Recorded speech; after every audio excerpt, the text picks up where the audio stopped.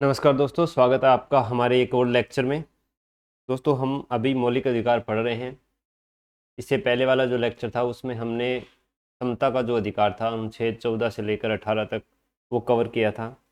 उसमें हमने जो मूल अधिकारों का अर्थ है, विशेषताएं हैं, उनको भी देखा था। राज्य की परिभाषाएं वगैरह देखी थी। तो अब ये जो आज लेक्चर होगा इसमें हम अपना जो मूल अधिकार टॉपिक है वो पूरा कवर कर देंगे। तो समता के अधिकार के बाद अगला जो हमें मौलिक अधिकार मिलता है वो है स्वतंत्रता का अधिकार, अनुच्छेद 19 से 22 तक। अब अनुच्छेद 19(1) है, उसमें हमें 6 प्रकार की स्वतंत्रताएं दी गई है और उनके जो युक्तियुक्त प्रतिबंध है वो हमें 19(2) से लेकर के और 19(6) तक देखने को मिलते हैं। इसके अलावा अनुच्छेद 20, 21 और 22 है, वो भी हमें विभिन्न प्रकार की स्वतंत्रताएं और उन पर युक्तियुक्त प्रतिबंध है वो बताते हैं। तो शुरुआत करते हैं हम अनुच्छेद 19 से। अनुच्छेद 19 में आती है दोस्तों अभिव्यक्ति की स्वतंत्रता के साथ जो 6 अधिकार हमें दिए गए हैं। पेंसिल ऑन हो जाए भाई। ठीक है। अनुच्छेद 20 में है अपराधों के लिए दो सिद्धि के संबंध में संरक्षण। 21 में प्राण एवं दैहिक स्वतंत्रता संबंधित अधिकार हैं, उनका व्यापक विस्तार जो सर्वोच्च न्यायालय ने दिया है उन सबको हम पढ़ेंगे। और अनुच्छेद 22 में है कुछ दिशाओं में गिरफ्तारी एवं निरोध से संरक्षण, ये भी हम पूरा डिटेल में पढ़ेंगे। सबसे पहले हम चलते हैं दोस्तों अनुच्छेद 19, जिसमें नागरिकों को 6 स्वतंत्रताएं दी गई है और उन पर जो युक्तियुक्त प्रतिबंध लगाए गए हैं वो 19(2) से लेकर 19(6) तक दिए गए हैं। सबसे पहले है 19(1) कै भाषण एवं अभिव्यक्ति की स्वतंत्रता। इस पर जो प्रतिबंध है वो 19(2) में दिए गए हैं। 19(1) ख में है शांतिपूर्ण तथा निरायुद्ध सम्मेलन का अधिकार, जो 19(3) में इसके प्रतिबंध बताए गए हैं। 19(1) ग में है संगम, संघ या सहकारी समिति बनाना, इसके प्रतिबंध 19(4) में बताए गए हैं। ये सभी हम आगे डिटेल में पढ़ेंगे, उदाहरणों के साथ पढ़ेंगे। 19(1) घ भारत के राज्य क्षेत्र में कहीं भी अबाध संचरण का अधिकार, इसके युक्तियुक्त प्रतिबंध 19(5) में है। और 19(1) अड़ निवास या बस जाने का अधिकार, ये भी 19(5) में ही जो रेस्ट्रिक्शन दिए गए हैं वो इस पर भी लागू होते हैं। 19(1) 6 वृत्ति, उपजीविका, व्यवसाय, व्यापार करने की स्वतंत्रता, इसके लिए 19(6) के अंदर युक्तियुक्त प्रतिबंध दिए गए हैं। अब आप देखोगे कि 19(1) अड़ के बाद 19(1) 6 आ गया सीधा, तो 19(1) 6 है वो कहाँ गया? तो 19(1) 6 के अंदर जो संपत्ति का अधिकार था अनुच्छेद 31 में, उससे संबंधित प्रावधान था कि व्यक्ति को संपत्ति को अर्जन करने का, धारण करने का और व्यय करने का अधिकार होगा, उसकी स्वतंत्रता होगी। लेकिन जैसे ही अनुच्छेद 31 हटाया गया, संपत्ति के अधिकार को मूल अधिकार से हटा करके विधिक अधिकार बना दिया गया, तो 19(1) 6 को भी यहाँ से विलोपित कर दिया गया। ये हम आपको ये चीज़ याद रखनी है और आगे भी हम पढ़ेंगे जब अनुच्छेद 31 की हिस्ट्री हम जानेंगे। तो ये 6 अधिकार हो गए। अब संविधान या अपना पॉलिटी का एग्ज़ाम्स आते हैं, कोई भी प्रश्न आते हैं प्रतियोगी परीक्षाओं में, तो उसमें क्या होता है कि लगभग हमें ऊपरी ऊपरी जो अनुच्छेद हैं वही पूछता है कि अनुच्छेद 20 में क्या है, 21 में क्या है, 23 में क्या है, 24 में क्या है। लेकिन अनुच्छेद 19 से संबंधित अगर कोई प्रश्न आया तो क्योंकि 19, 20, 21 वाले वो तो लगभग ऊपरी ऊपरी मोटे तौर पर सभी ने रट रखे हैं और अब आरपीएससी बहुत गहराई से प्रश्न है वो दे रही है, तो आपको ये 19(1) क में क्या है, 19(1) ख में क्या है, ग में, घ में, अड़ में, छ में, ये भी आपको अलग से याद कर लेने हैं, क्योंकि इनमें से कोई भी 4 ऑप्शन दे करके सुमेलित करने का दे देगा या फिर कोई 4 दे के एक चुनने वाला विकल्प है वो दे देगा। तो ये चीज़ मुझे थोड़ी इम्पोर्टेंट लगी इसमें कि आपको इनको पूरा याद कर लेना है एक एक बिंदु के हिसाब से। अब हम इनको देखते हैं डिटेल में। अब जैसे मैंने बताया कि 19(1) क से लेकर 6 तक स्वतंत्रताएं हैं और 19(2) से 6 तक उन पर युक्तियुक्त प्रतिबंध है। तो अब ये युक्तियुक्त प्रतिबंध है या निर्बंधन है वो होते क्या हैं? युक्तियुक्त यानी वो रीजनेबल होंगे, वो ऐसे नहीं है कि कोई भी राज्य है वो मनमाने ढंग से लगा देगा। ये एक समुचित सीमाएं होती है, मतलब जितनी ज़रूरी होती है उतनी ही सीमाएं किसी भी स्वतंत्रताओं पर लगाई जाती है। और ये इंग्लैंड और अमेरिका में क्या क्या है? इंग्लैंड में संसदीय सर्वोच्चता है, वहाँ पर संसद ने एक बार विधि बना करके जो रेस्ट्रिक्शन लगा दिए वो सभी नागरिकों पर लागू होते हैं और न्यायालय में उसको चुनौती नहीं दी जा सकती। सिर्फ और सिर्फ वहाँ की जो कार्यपालिका अगर कोई आदेश या निर्देश निकालती है उसको न्यायालय में चुनौती दे सकते हैं। विधानमंडल ने अगर विधि बना करके कोई ऐसा युक्तियुक्त या जो युक्तियुक्त ना भी हो निर्बंधन लगा दिया उनके मूल अधिकारों पर, तो इंग्लैंड में सर्वोच्च न्यायालय है उसकी समीक्षा नहीं कर सकता। लेकिन अमेरिका में क्या है, अमेरिका में संविधान संशोधन है वो जटिल प्रक्रिया है, तो वहाँ पर आसानी से संविधान में संशोधन नहीं हो सकता, जो उसकी विधि बना करके मूल अधिकारों को सीमित नहीं किया जा सकता है। वहाँ पर नागरिकों के जो मूल अधिकार हैं वो थोड़े उच्च हैं और न्यायालय है उनकी न्यायिक समीक्षा कर सकता है। तो ये अमेरिका और इंग्लैंड के जो युक्तियुक्त निर्बंधन की अवधारणाएं हैं उनमें अंतर है। तो हमारे संविधान सभा के सदस्यों ने सोचा कि हमें किस प्रकार की व्यवस्था की ओर जाना चाहिए, क्या हमें इंग्लैंड की व्यवस्था अपनानी चाहिए या अमेरिका की। क्योंकि संविधान सभा के सदस्यों को पता था कि अभी अभी अपना देश है वो आज़ाद हुआ है, उसमें हमें इतनी स्वतंत्रताएं भी नहीं दे देनी चाहिए नागरिकों को कि देश की एकता और अखंडता पर थोड़ा सवाल उठ जाए। तो उन्होंने इनके युक्तियुक्त निबंधन है वो संविधान में ही लिख दिए और न्यायालय है उसकी समीक्षा को भी इससे परे नहीं रखा। उसमें कसौटियाँ क्या बताई है बाद में न्यायालय ने कि जो युक्तियुक्त निबंधन है ये फाइनली कौन जांच करेगा इनकी, कि जो निबंधन लगाया गया है संसद के द्वारा बाद में विधि बना करके वो युक्तियुक्त है या नहीं है। तो न्यायालय इसकी जांच करेगा, विधायिका इसकी जांच नहीं करेगी। या ऐसा नहीं है कि विधायिका ने एक बार जो संविधान संशोधन करके उन पर रेस्ट्रिक्शन लगा दिया वो मान्य होगा, तो न्यायालय इसकी जांच कर सकता है। 19(2) से 19(6) तक जो निबंधन दिए गए हैं उन्हीं आधारों पर केवल निबंधन लगाए जा सकते हैं, किन्हीं और आधार पर नहीं। जैसे हम आगे पढ़ेंगे कि लोक व्यवस्था, सदाचार, स्वास्थ्य, इनके आधार पर जो स्वतंत्रताएं हैं उन पर निबंधन लगाए गए हैं। तो केवल जिस मूल अधिकार के लिए जो निबंधन दिए गए हैं उन्हीं को मद्देनज़र रखते हुए हम निबंधन उन पर लगाएंगे। ऐसा नहीं है कि किसी और कारण से हम उस पर निबंधन लगा सकें। न्यूनतम मात्रा, निबंधन न्यूनतम मात्रा में होनी चाहिए। ऐसी मात्रा होनी चाहिए कि जिससे संविधान या संसद जो विधि बना रही है उसका उद्देश्य है वो पूर्ण हो जाए। उतनी न्यूनतम मात्रा में आप मूल अधिकारों पर रेस्ट्रिक्शन लगा सकते हो। कई जगह पर निर्बंधन का अर्थ निषेध भी हो सकता है, जैसे कि व्यापार करने की स्वतंत्रता में अगर हम स्त्री पुरुषों की खरीद फरोख्त वाला व्यापार करें तो ये पूर्णतः निषेध है, इसमें निर्बंधन है वो इक्वल टू निषेध है।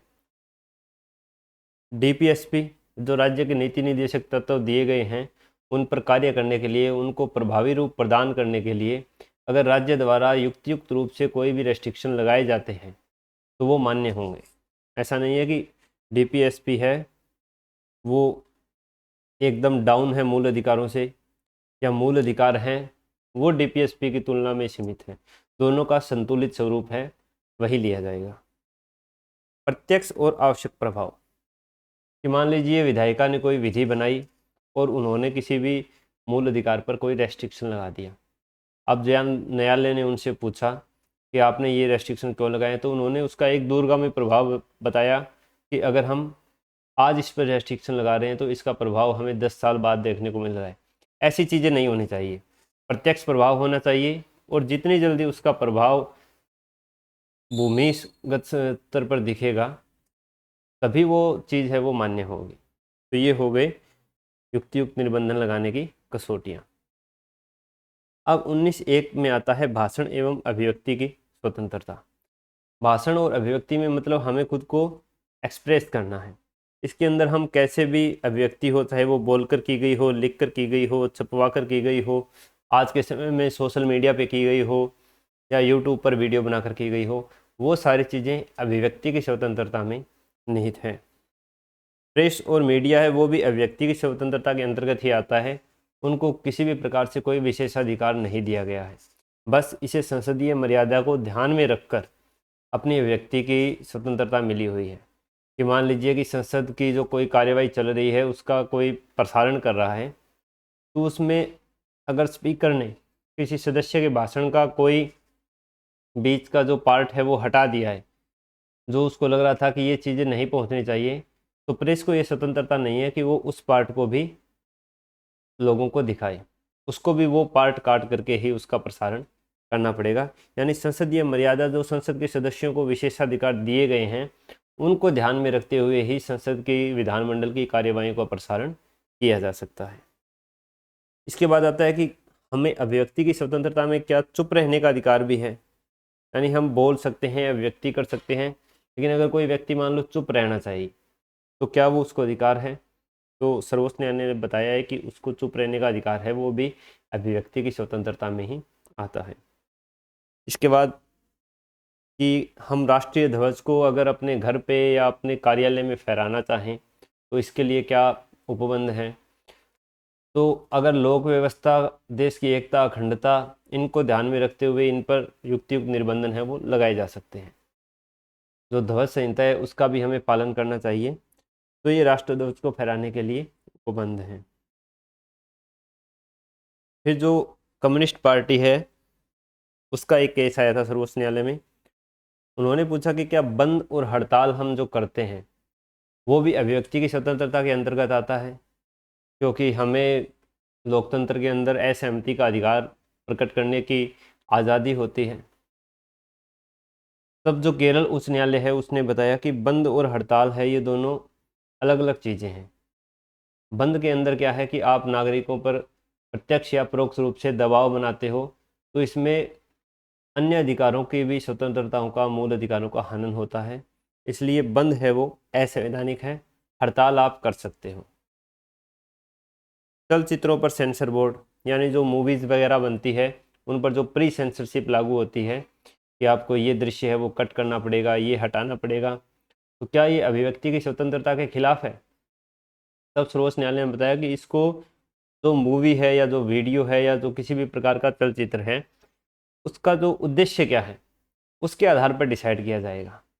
क्योंकि इसमें एक केस आया था बैंडिट क्वीन मूवी को लेकर के, जिसमें फूलन देवी का चरित्र है उसको उजागर किया था, उस पर जो यौन दुराचार और उसको जो यातनाएं दी गई थी उनका दृश्य दिखाया गया है, जो देखने में अश्लील है। लेकिन सर्वोच्च न्यायालय ने दिया कि ये उस कहानी का जो मुख्य उद्देश्य है उसकी मांग है, तो इसको हम संशोधित नहीं कर सकते। लेकिन अगर कोई अश्लीलता फैलाने के लिए इन दृश्यों को दिखाता है तो उस पर सेंसर लगाया जा सकता है। फिर एक मुद्दा आया कि दूरदर्शन में जो कुछ दिखाया जाता है, चलचित्र दिखाए जाते हैं, कोई नाटक दिखाया जा रहा है, उससे अंधविश्वासों का बढ़ावा मिलता है। तो क्या इस आधार पर हम दूरदर्शन के उन प्रसारण पर नियंत्रण या रोक लगा सकते हैं? तब सर्वोच्च न्यायालय ने बोला कि 19(1) है, उस पर निर्बंधन सिर्फ 19(2) के आधार पर जो उपबंध दिए हैं उन्हीं के आधार पर लगाया जा सकता है, और उसमें अंधविश्वास है ये शब्द नहीं लिखा हुआ, इसलिए इस पर हम प्रतिबंध नहीं लगा सकते। इसके बाद कि क्या विज्ञापन है वो अभिव्यक्ति की स्वतंत्रता का ही एक रूप है? तो सर्वोच्च न्यायालय ने बताया कि विज्ञापन है वो जरूरी है किसी भी अर्थव्यवस्था के सहज संचालन के लिए। कुछ हानिकारक, जैसे नशे वाली चीज़ें हो गई और जो समाज को नुकसान पहुंचाए, ऐसी चीज़ों को छोड़ करके बाकी सभी का विज्ञापन है वो अलाउ है। फिर बाद में अभिव्यक्ति की स्वतंत्रता में धीरे धीरे सर्वोच्च न्यायालय है उसने विस्तार किया। अब हम यहाँ पर दो सूचना के अधिकार हमें अभिव्यक्ति की स्वतंत्रता के अनुसार ही मिले हैं, जो है जानने या सूचना का अधिकार, जो आरटीआई एक्ट 2005 आया है, और मतदाता का सूचना का अधिकार। अब हम इसको देखें, मेरे को तो ये एक दूसरे से वैसे इंटरकनेक्ट नहीं लगते हैं, थोड़ा सा अलग। भाषण और अभिव्यक्ति अलग है और जानना अलग है, लेकिन ये जानने का जो अधिकार है ये भाषण और अभिव्यक्ति की स्वतंत्रता में आता है। तो ये हो सकता है कि आरपीएससी की परीक्षाओं में पूछ ले, क्योंकि जो पढ़ाने वाले टीचर हैं, लेक्चरर हैं, वो भी इन चीज़ों को जानते हैं, क्योंकि इन चीज़ों में आप तुक्का नहीं लगा सकते। क्योंकि जानने या सूचना का अधिकार है वो अभिव्यक्ति नहीं है किसी प्रकार की, वो हम मांग कर रहे हैं। लेकिन थ्योरेटिकली देखें तो ये 19(1) के अंतर्गत ही आता है। अब जानने या सूचना का अधिकार क्यों आया? पहले यही था कि जो अंग्रेज़ों के ज़माने में जो ऑफिशियल सीक्रेट एक्ट्स था बना हुआ था, उसमें यही था कि कोई भी अपना जो शासन का स्वरूप है वो अंग्रेज नहीं चाहते थे कि इसमें पारदर्शिता है, भारतीयों को पता चले कि कैसे हम शासन कर रहे हैं। जो उसके अधिकारी थे उनको उत्तरदायित्वों से बचाना था। लेकिन जैसे ही भारत स्वतंत्र हुआ तो धीरे धीरे लोगों में ये लोकतंत्र की भावना उजागर हुई कि हमें पता तो चलना चाहिए कि हमारी सरकार है वो अपने कार्य किस प्रकार से कर रही है, किस प्रकार से अपने उत्तरदायित्व हैं उनका निर्वहन कर रही है। तो न्यायालय ने भी इस चीज़ को माना और उसने ये इंक्लूड किया कि अभिव्यक्ति की स्वतंत्रता में लोगों को जानने का अधिकार भी है। और धीरे धीरे बढ़ता हुआ ये आरटीआई एक्ट 2005 का रूप लिया और संसद ने विधि बना दी। इसके बाद जो न्यायालय है उसने एक और अधिकार दिया कि मतदाता का सूचना का अधिकार, यानी मतदाता को ये जानने का अधिकार है कि जो उम्मीदवार चुनाव में खड़े हुए हैं, जो उम्मीदवार हैं, तो उनमें उनका अच्छे से विकल्प का चुनाव करने के लिए कि वो किस प्रकृति के हैं, कोई आपराधिक प्रकृति के हैं या नहीं, उसकी शैक्षिक योग्यता क्या है और उसकी आय क्या है, इन सभी चीज़ों को जानने का विकल्प मौजूद होना चाहिए। तो न्यायालय ने ये निर्देश दिए कि जो उम्मीदवार आगे से खड़े होंगे या फॉर्म भरेंगे, नामांकन फॉर्म, तो उस समय उनको अपनी आय का ब्यौरा देना होगा, अपनी शैक्षणिक योग्यता का ब्यौरा देना होगा, चल अचल संपत्ति जो आय में आई गई, आपराधिक रिकॉर्ड हैं उनका ब्यौरा देना होगा और पिछले 6 महीने के अंदर अंदर अगर उन पर कोई भी आरोप लगा है या आरोप सिद्ध हुआ है जिसकी सज़ा 2 साल से अधिक हो सकती है, तो इन सभी का ब्यौरा है वो अपने नामांकन पत्र में भरना होगा। बाद में संसद ने जो जनप्रतिनिधित्व अधिनियम है उसमें संशोधन किया था कि ये ज़रूरी नहीं है, चाहे चुनाव आयोग मांगे या न्यायालय मांगे, तो न्यायालय ने इस संशोधन को अवैध घोषित कर दिया और ये आज लागू है चीज़ें। क्योंकि मतदाता है उसको जो उम्मीदवार खड़े हुए हैं उनके बारे में पूर्ण जानकारी होनी चाहिए, तभी तो वो एक अच्छे विकल्प का चयन कर पाएगा। इसी के आधार पर न्यायालय ने बताया कि उसकी संपत्ति, जितनी भी चल अचल संपत्ति है, देनदारी यानी लाइबिलिटीज़ क्या है उसकी, शैक्षिक योग्यता, आपराधिक रिकॉर्ड और पिछले 6 महीने में कोई आरोपी के तौर पर उसको अपराध घोषित किया हो ऐसा ब्यौरा उसको देना है। अब 19(2) में हम देखते हैं कि अभिव्यक्ति की जो स्वतंत्रता है 19(1) का है, उसमें क्या क्या निर्बंधन है वो लगाए गए हैं। सबसे पहला आता है राज्य की सुरक्षा, यानी ऐसी अभिव्यक्ति वो जो राज्य की सुरक्षा को खतरे में डाल दे वो प्रतिबंधित है, कि देश की एकता अखंडता है वो खतरे में आ जाए, कोई व्यक्ति ऐसे भाषण दे रहा है, देश विरोधी भाषण दे रहा है जो देश को तोड़ने की ओर अग्रसर कर रहा है, तो ऐसी व्यक्ति पर निर्बंधन लगाए जा सकते हैं। विदेशी राज्यों के साथ मैत्रीपूर्ण संबंध, कोई व्यक्ति ऐसा कार्य कर रहा है या ऐसा भड़काऊ भाषण दे रहा है या कुछ ऐसी अफवाह फैला रहा है जिससे अपना कोई देश है उसके साथ मैत्रीपूर्ण संबंध है वो खराब होने लग जाए, उन तक ये बात पहुंच जाए, तो उसकी अभिव्यक्ति पर रोक लगाई जा सकती है। लोक व्यवस्था, कि कोई ऐसा अभिव्यक्ति दी जिसके कारण समाज में किसी भी प्रकार का दंगा भड़क गया, तो लोक व्यवस्था बनी रहनी चाहिए, ऐसी अभिव्यक्ति आपको स्वतंत्रता के रूप में मिली हुई है। शिष्टाचार या सदाचार, यानी अभिव्यक्ति के अंदर गाने वगैरह गाने का भी आपको अधिकार है अभिव्यक्ति करने का, तो उसमें यह है कि आपको अश्लील साहित्य का प्रकाशन नहीं करना है, अश्लील गाने नहीं गाने हैं, ये शिष्टाचार और सदाचार के अंतर्गत आते हैं। न्यायालय की अवमानना, अब न्यायालय की अवमानना वाली कोई भी व्यक्ति आपको नहीं करनी है। न्यायालय की अवमानना 2 तरह की होती है, एक होती है सिविल या दीवानी और दूसरी होती है आपराधिक अवमानना। सिविल दीवानी में क्या होती है कि न्यायालय ने कोई निर्णय दिया है, आप उस निर्णय को मान नहीं रहे हो, उसकी उपेक्षा कर रहे हो या उसकी आलोचना कर रहे हो, तो ये सिविल अवमानना में आता है। इसकी अभिव्यक्ति की आपको स्वतंत्रता नहीं है। और आपराधिक में है कि आप किसी भी न्यायालय के ऊपर दोषारोपण कर रहे हो, किसी न्यायाधीश के ऊपर दोषारोपण कर रहे हो, तो ये आपराधिक मामलों के अंतर्गत आता है, उस पर कीचड़ उछाल रहे हो।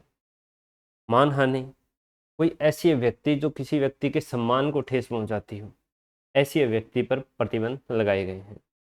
अपराध उद्दीपन, कि आपने कोई ऐसा भाषण दे दिया जिससे लोग हैं उनमें जोश आकर के और किसी अपराध के लिए अग्रसर हो जाए, जैसे सांप्रदायिक दंगे जो भड़कते हैं उसमें इसी प्रकार की जो व्यक्ति है वो हमें देखने को मिलती है। भारत की संप्रभुता और अखंडता, जैसा कि ये खालिस्तान वगैरह के जो भाषण होते हैं, तो ऐसे भाषणों पर क्या है, प्रतिबंध है। देश की एकता और अखंडता को बचाए रखने के लिए हमें ऐसी अभिव्यक्ति को प्रतिबंधित करना पड़ता है। तो ये 19(2) के अंदर अभिव्यक्ति की स्वतंत्रता पर प्रतिबंध थे। राज्य की सुरक्षा के मद्देनजर विदेशी राज्यों के साथ मैत्रीपूर्ण संबंध, लोक व्यवस्था, शिष्टाचार सदाचार, न्यायालय की अवमानना नहीं होनी चाहिए, मानहानि नहीं होनी चाहिए, अपराध का उद्दीपन यानी अपराध करने की प्रवृत्ति नहीं होनी चाहिए, और भारत की संप्रभुता और अखंडता को बचाए रखना चाहिए। एक मिनट,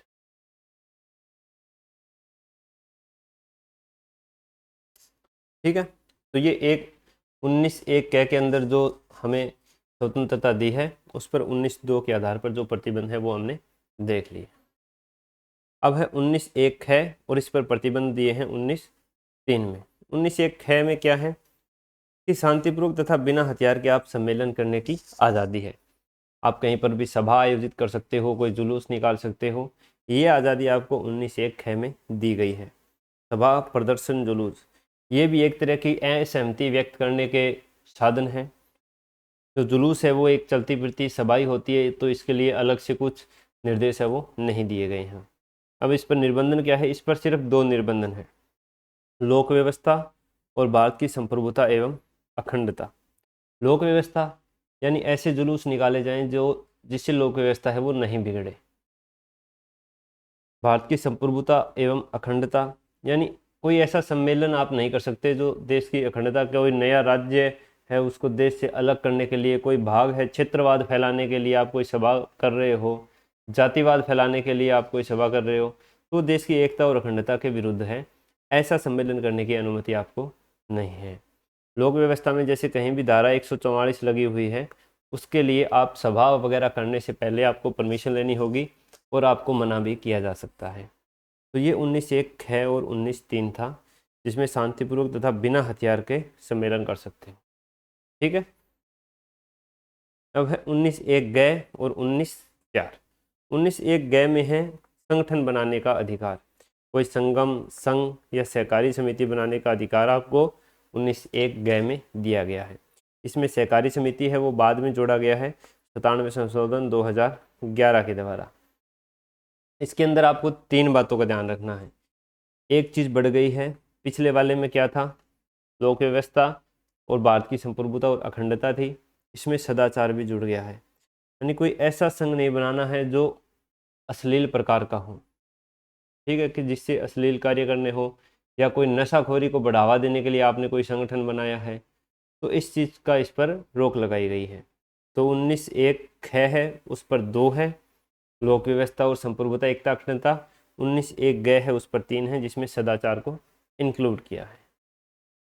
अब है 19(1) घ, जिस पर रेस्ट्रिक्शन दिए गए हैं 19(5) में।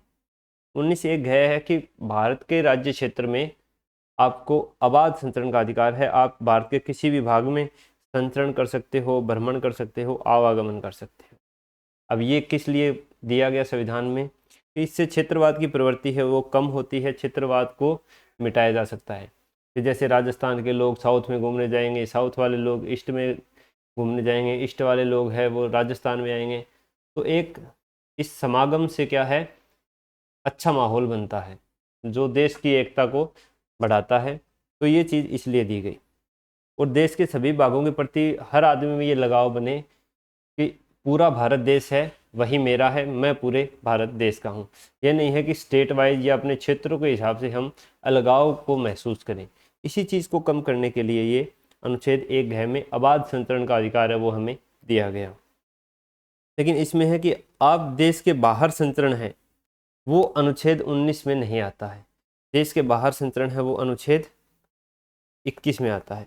तो ये यहाँ पर एक प्रश्न बन जाता है जो आरपीएससी आपसे पूछ सकती है कि देश के भीतर आप भ्रमण कर रहे हो वो अनुच्छेद 19 के तहत आपको प्राप्त है, और अगर देश के बाहर आप भ्रमण कर रहे हो वो अनुच्छेद 21 के आधार पर प्राप्त है, जिसको हम आगे डिटेल में देखेंगे।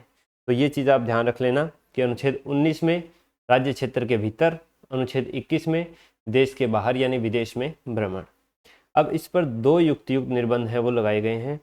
एक है साधारण जनता के हित में, और दूसरे हैं जो अनुसूचित जनजाति है उन क्षेत्रों में उनके हितों को रक्षा करने के लिए। साधारण जनता के हित में कैसे कि जैसे अब पहले 2020 में 21 में कोरोना महामारी आई थी तो लॉकडाउन लगा था। उस समय क्या किया था कि कोई भी व्यक्ति है वो घर से बाहर नहीं निकलेगा या कहीं भी हमें बाजार वगैरह में जाने नहीं दिया जा रहा था। बहुत ज़्यादा रेस्ट्रिक्शन लगे हुए थे हमारे संचरण के ऊपर। अगर उस समय कोई व्यक्ति ये बोले कि नहीं हमें तो ये मूल अधिकार दिया गया है, तो वो अनुच्छेद 19(5) के आधार पर उसको खारिज कर दिया जाएगा, क्योंकि साधारण जनता के हित में उसमें क्या है, कोरोना महामारी को आप बढ़ावा दे रहे थे, उसके लिए आपको रेस्ट्रिक्शन किया गया था। तो साधारण जनता के हित में इस ये लगा सकते हैं। इसके अलावा अगर कोई मान लो किसी की गर्लफ्रेंड है और वो उसकी गली में चक्कर लगा रहा है, ये गली तो सरकारी है भाई, मैं यहाँ संचरण का अधिकार भी दिया गया है, तो उसको भी रेस्ट्रिक्शन किया जाता है कि वो साधारण जनता के खिलाफ है, उसके घर वालों के खिलाफ है। दूसरा है एसटी के हित में, यानी जो अनुसूचित जनजाति क्षेत्र हैं, ट्राइबल एरियाज हैं, जो अपनी भाषा और संस्कृति को बचाए रखने के लिए कुछ ज़्यादा ही उत्सुक आपको दिखाई देते हैं। वो नहीं चाहते कि हमारी संस्कृति में, भाषा में, हमारे रहन सहन में किसी भी प्रकार का इंटरफेयर हो, तो वहाँ पर जाने से आपको रोका जा सकता है। क्योंकि ऐसा नहीं हो कि आप वहाँ पर जाकर कुछ ऐसा माहौल क्रिएट कर दें जिससे उनको अपने भारत देश के प्रति ही अलगाव महसूस होने लग जाए। तो इन दो चीज़ों का रेस्ट्रिक्शन है वो भ्रमण पर लगाया गया है, साधारण जनता के हित में और अनुसूचित जनजाति के हित में। यही दोनों रेस्ट्रिक्शन है वो 19(1) अड़य उसमें लगाए गए हैं। अड़य में क्या है, बस जाने का अधिकार या निवास करने का अधिकार। आगे बढ़ते हैं। देश के किसी हिस्से में बसने या निवास करने का अधिकार है आपको बिना किसी पूर्व अनुमति के। इस पर रेस्ट्रिक्शन कैसे लगाए हैं, 19(5) वही साधारण जनता के हित में और दूसरा अनुसूचित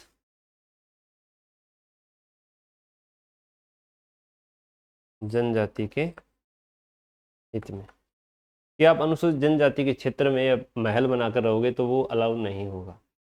उनकी भाषा संस्कृति को बचाने के लिए ये सब चीज़ें हैं वो ज़रूरी है। इसके बाद आता है 19(1) च, जो अभी विलोपित है, विलोपन किया जा चुका है। 19(1) च में पहले क्या था, जो संपत्ति का अधिकार अपना था अनुच्छेद 31 में, उसी की स्वतंत्रता थी वो 19(1) च में दी हुई थी कि कोई भी व्यक्ति है वो संपत्ति का अर्जन कर सकता है, यानी कमा सकता है, धारण कर सकता है और उसका व्यय कर सकता है, इसके लिए स्वतंत्र है। लेकिन जैसे ही अनुच्छेद 31 है उसको मूल अधिकार से हटाया तो इसको भी हटा दिया गया। अब संपत्ति का अधिकार है वो 300 क के अंदर एक विधिक अधिकार है, विधिक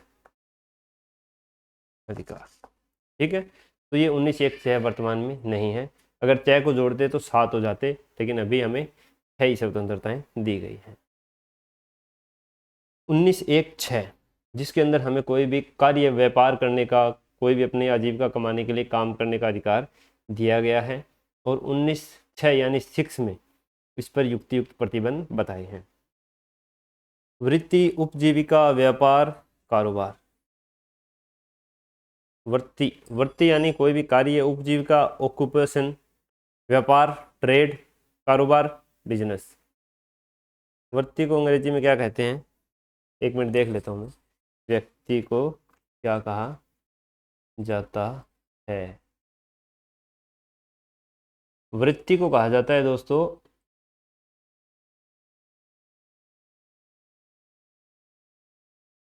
profession, profession, occupation, trade, business.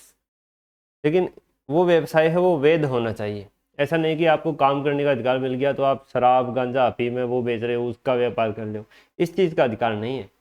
इसमें आपको वैध व्यापार है वही करना है। ये नहीं कि छोटे बच्चे हैं उनको पकड़ पकड़ कर आप बेचने लगे, खरीद फरोख्त करने लगे, तो ये अलाउ नहीं है। और इसमें स्थान का चुनाव है उस पर भी प्रतिबंध लगाया गया है कि अब जैसे हम देखते हैं कि कई बार नियम आता है कि मंदिरों के 100 मीटर, 200 मीटर, 500 मीटर में कोई भी मीट की दुकान है वो नहीं होगी, मांस की दुकान नहीं होगी। तो इसमें स्थान का चुनाव है वो भी सबसे ज़्यादा महत्वपूर्ण है कि आपको एक विशेष स्थान पर कोई भी कार्य करने से रोका जा सकता है। इसके लिए 3 युक्तियुक्त प्रतिबंध है वो 19(6) में दिए गए हैं। साधारण जनता के हित में वही है कि आपसे जनता परेशान नहीं होनी चाहिए, कोई ऐसा कार्य आपको नहीं करना है। तकनीकी अर्हताएं, तकनीकी अर्हताएं मतलब जो बिजनेस, जो काम आप करना चाहते हो उसके लिए अगर कुछ टेक्निकल क्वालिफिकेशन होनी चाहिए तो वो आपके पास होनी ज़रूरी है। जैसे आप छोटे से सिरे से ले, हम मेडिकल खोलने के लिए बी फार्मेसी की हुई होनी ज़रूरी है। डॉक्टर बनने के लिए एमबीबीएस ज़रूरी है। ऐसे नहीं है कि किसी ने बीए की और वो अपना क्लिनिक खोल के बैठेगा कि हम तो आज से भाई डॉक्टर हैं, टिक्के लगाएंगे। इसके अलावा और भी है, जैसे अध्यापक बनने के लिए बीएड क्वालिफिकेशन होना ज़रूरी है। तो ये तकनीकी अर्हताएं अर्जित कर रखी है आपने, तभी आप उस व्यवसाय को कर सकते हो, अन्यथा आपको उस व्यवसाय को करने का अधिकार नहीं है। राज्य का किसी व्यापार पर एकाधिकार या नियंत्रण, जैसे खनन विभाग हो गया, खनन कार्य हो गया, और जो तंबाकू की खेती हो गई, इन पर क्या है, राज्य का नियंत्रण रहता है। तो उसके ऊपर आपको रेस्ट्रिक्शन है वो लगाए जा सकते हैं। ऐसा नहीं है कि तंबाकू की खेती कोई भी कर ले, वो राज्य के अधीन होकर के ही होगी, राज्य के कंट्रोल में ही होगी। तो ये इस पर युक्तियुक्त प्रतिबंध है 19(1)(6) पर। तो यहाँ पर अनुच्छेद 19 है वो हो जाता है कंप्लीट। अब देखते हैं कि क्या अनुच्छेद 19 का निलंबन भी किया जा सकता है, यानी इसको रेस्ट्रिक्ट किया जा सकता है। एक तो इनके आगे युक्तियुक्त प्रतिबंध दिए गए हैं, वो तो है प्रतिबंध। निलंबन यानी पूर्णतः ये निषेध कर देना, इसको रोक देना। तो अनुच्छेद 52 में क्या है, राष्ट्रीय आपातकाल किस आधार पर लगता है, कोई भी बाह्य आक्रमण हो जाए, युद्ध हो जाए या सशस्त्र विद्रोह हो जाए, इन तीन परिस्थितियों में अनुच्छेद 352 के तहत राष्ट्रीय आपातकाल लगता है। और अनुच्छेद 358 में ये दिया गया है कि ये 352 लगते ही अनुच्छेद 19 है वो स्वतः निलंबित हो जाएगा, कोई चीज़ करने की जरूरत नहीं है। 352 लगा और 358 के आधार पर अनुच्छेद 19 स्वतः निलंबित हो गया। लेकिन 44वां संविधान संशोधन 1978 जो किया गया, उसमें इसमें से एक चीज़ हटा दी गई। कौन सी चीज़, जो सशस्त्र विद्रोह है उसको हटा दिया गया। अब ये सिर्फ युद्ध या बाह्य आक्रमण में ही लग सकता है, सशस्त्र विद्रोह में इसको नहीं लगाया जाएगा, इसका निलंबन है वो नहीं होगा। ये जनता पार्टी की सरकार ने किया, क्योंकि 1975 में जो आंतरिक अशांति के आधार पर आपातकाल लगाया था, उसमें अनुच्छेद 19 के जो सारे अधिकार थे उनका निलंबन कर दिया गया था। तो जनता पार्टी का ये एजेंडा पॉइंट था कि अगर हमारी सरकार बनती है तो हम सबसे पहले इसे ही ख़त्म करेंगे, और उन्होंने ये ख़त्म किया। दूसरे युक्तियुक्त निबंधन है 31 ख और 31 ग। ये मैंने पिछली वीडियो में बताया था, अब भी बता रहा हूँ, और इसी वीडियो में आगे बहुत बार इनका जिक्र आएगा, तो आपको ये अपने दिमाग में बैठा लेना है। 31 क, भूमि सुधार, याद रखो, भूमि सुधार, कि अगर कोई भी भूमि सुधार से संबंधित विधि बनाई जा सकती है तो उसको न्यायालय में इस आधार पर चुनौती नहीं दी जाएगी कि वो 14 और 19 का अतिक्रमण करता है। 31 क हो गया। 31 ख में 9वीं अनुसूची जोड़ी, 9वीं अनुसूची। 9वीं अनुसूची में क्या प्रावधान का कि अगर संसद ने कोई भी विधि है वो बना दी है, नियम बना दिया है, और वो 9वीं अनुसूची में डाल दिया है, तो वो न्यायालय के न्यायिक निरीक्षण से बाहर चला जाएगा, यानी उसकी न्यायालय है वो न्यायिक समीक्षा नहीं कर सकता।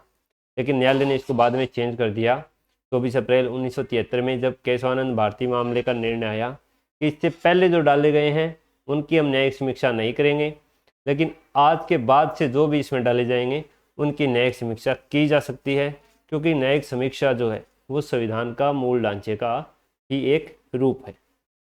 और 31 ग, इसको याद रखो आप, डीपीएसपी अनुच्छेद 39 में है और ग।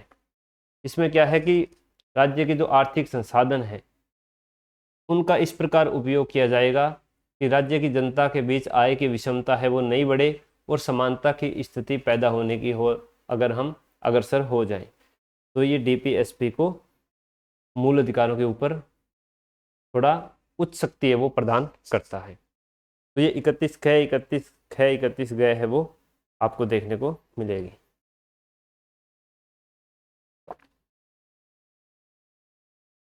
तो इन दो आधारों पर अनुच्छेद 19 का निलंबन किया जा सकता है। अनुच्छेद 358 स्वतः निलंबन और 31 क ये इस पर निर्बंधन थोड़ा लगाते हैं। अब है अनुच्छेद 20, अपराधों के लिए दो सिद्धि के संबंध में संरक्षण। यानी किसी व्यक्ति पर कोई आरोप लगा है, किसी अपराध का आरोप लगा है, तो उस पर उसको क्या क्या संरक्षण है वो दिए जाएंगे। इसके अंदर 3 अनुच्छेद हैं, 20(1), 20(2), 20(3). 20(1) में है भूतलक्षी दांडिक विधियों से संरक्षण। भूतलक्षी यानी रेट्रोस्पेक्टिव। इसकी जो भाषा है उसमें यह दिया गया है कि अगर कोई व्यक्ति कोई अपराध कर रहा है या कोई कार्य कर रहा है तो वो तब तक अपराधी नहीं है जब तक उस समय कोई ऐसी विधि नहीं बनी हो जिसमें वो उस विधि का अतिक्रमण कर रहा हो।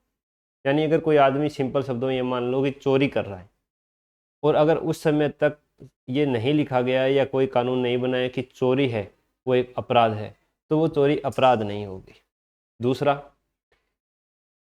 दूसरा है कि अगर उस समय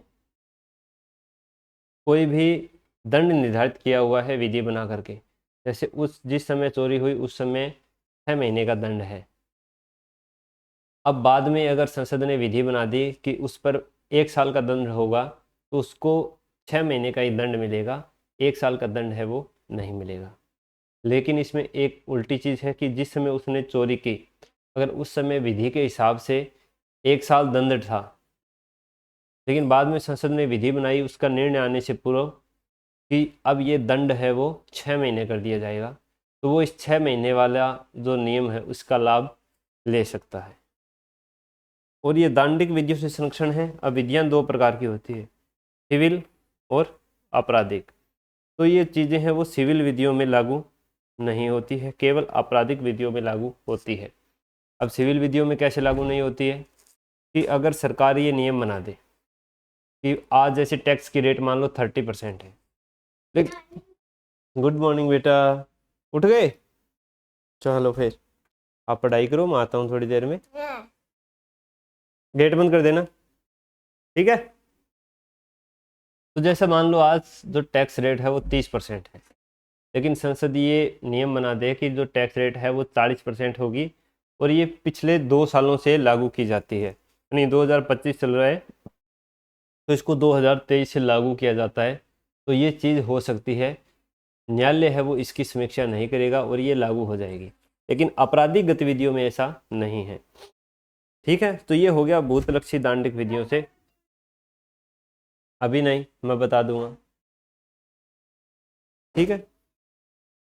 दूसरा है दोहरे दंड से संरक्षण, यानी एक ही अपराध के लिए किसी व्यक्ति को 2 बार दंडित नहीं किया जा सकता है।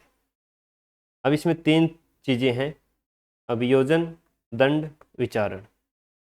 अभियोजन यानी प्रोसिक्यूशन, दंड यानी पुनिशमेंट, विचारण यानी ट्रायल। अब अमेरिका और इंग्लैंड में जो व्यवस्था है उसकी हम थोड़ी चर्चा कर लेते हैं।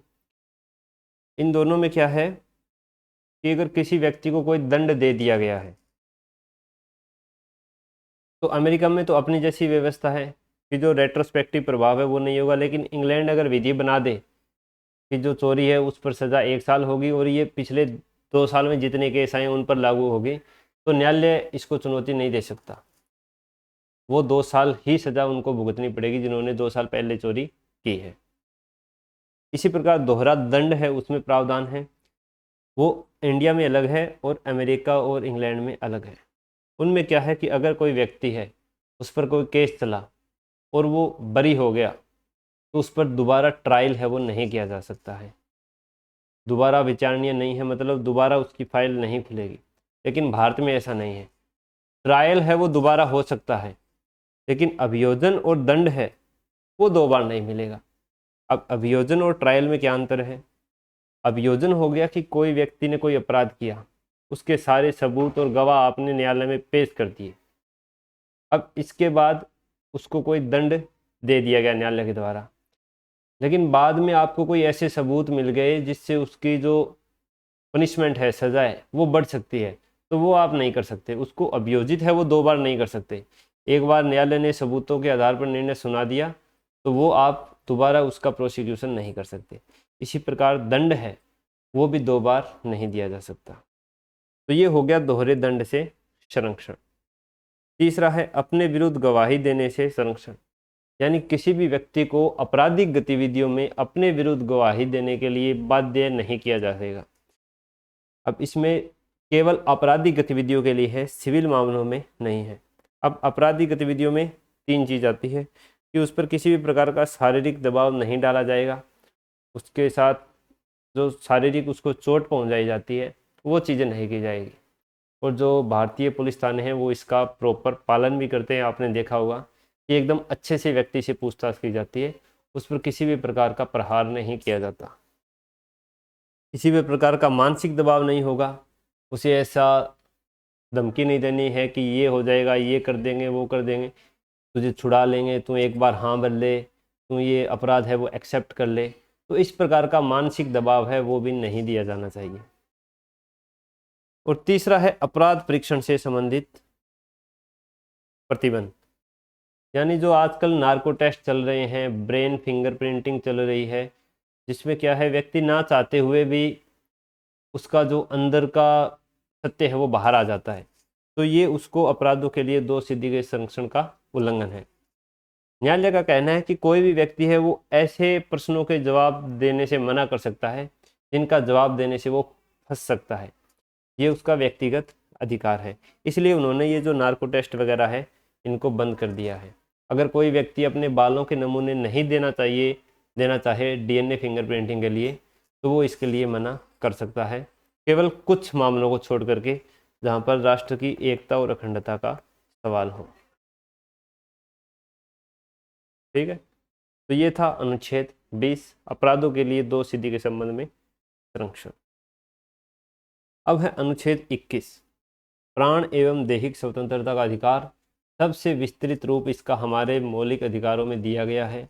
न्यायालय के सामने जब जब भी कोई प्रश्न आया है तो उसने मानवाधिकारों की जो सूची है संयुक्त राष्ट्र की, उसमें जो जो सारे अधिकार दिए गए हैं उन सबको इस अनुच्छेद 21 में इंक्लूड करता चला गया है।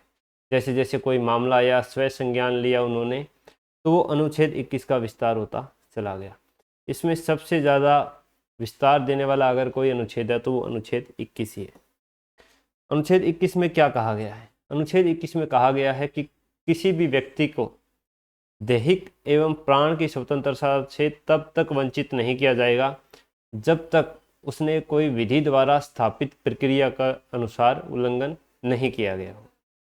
अब यहाँ पर 2 चीज़ें आती है, विधि द्वारा स्थापित प्रक्रिया और यथोचित विधि प्रक्रिया, यानी विधि द्वारा स्थापित प्रक्रिया कि कोई प्रक्रिया है वो संसद ने बना दी है, कोई संसद ने विधि बना दी, अगर उसके अनुसार कोई व्यक्ति अपराधी है तो उसको उसके प्राण और दैहिक स्वतंत्रता से वंचित किया जा सकता है। अब ये है एक नकारात्मक अवधारणा बोल सकते हैं और ये एक सकारात्मक अवधारणा है। ये ब्रिटेन में चलती है जहाँ संसदीय सर्वोच्चता है। इस संसद ने जो कानून बनाया उसकी फिर न्यायिक पुनर्विलोकन नहीं हो सकता, और हमारे देश में ये ज़रूरी भी थी। क्यों ज़रूरी थी वो हम पढ़ेंगे। अमेरिका में ड्यू प्रोसेस ऑफ लॉ है, ड्यू प्रोसेस ऑफ लॉ, यानी विधि बनाने के अंदर जिस प्रक्रिया का आपने अनुसरण किया है वो भी सही होनी चाहिए।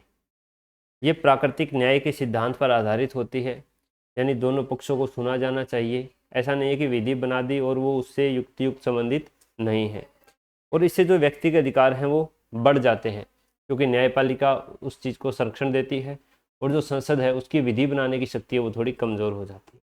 अब संविधान सभा के सदस्यों को ये डिसाइड करना था कि हमें किस प्रकार का विधि प्रक्रिया है उसको अपने संविधान में लिखना चाहिए। एक तो ये था कि हमारे जो देश के लोग थे वो वर्षों से दमन का, गरीबी का, गुलामी का भोग है वो कर रहे थे, तो उनको एक स्वतंत्रता भी देनी थी।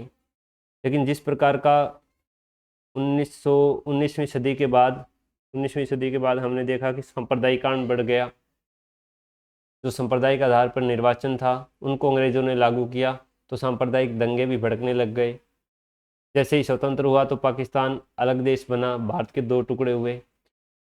तो उनको ये पता था कि हमारे देश में विविधता इतनी ज़्यादा है भाषा के आधार पर, धर्म के आधार पर, कि राष्ट्रीय चेतना है वो किसी का मूल रूप से दिमाग में काम नहीं करेगी।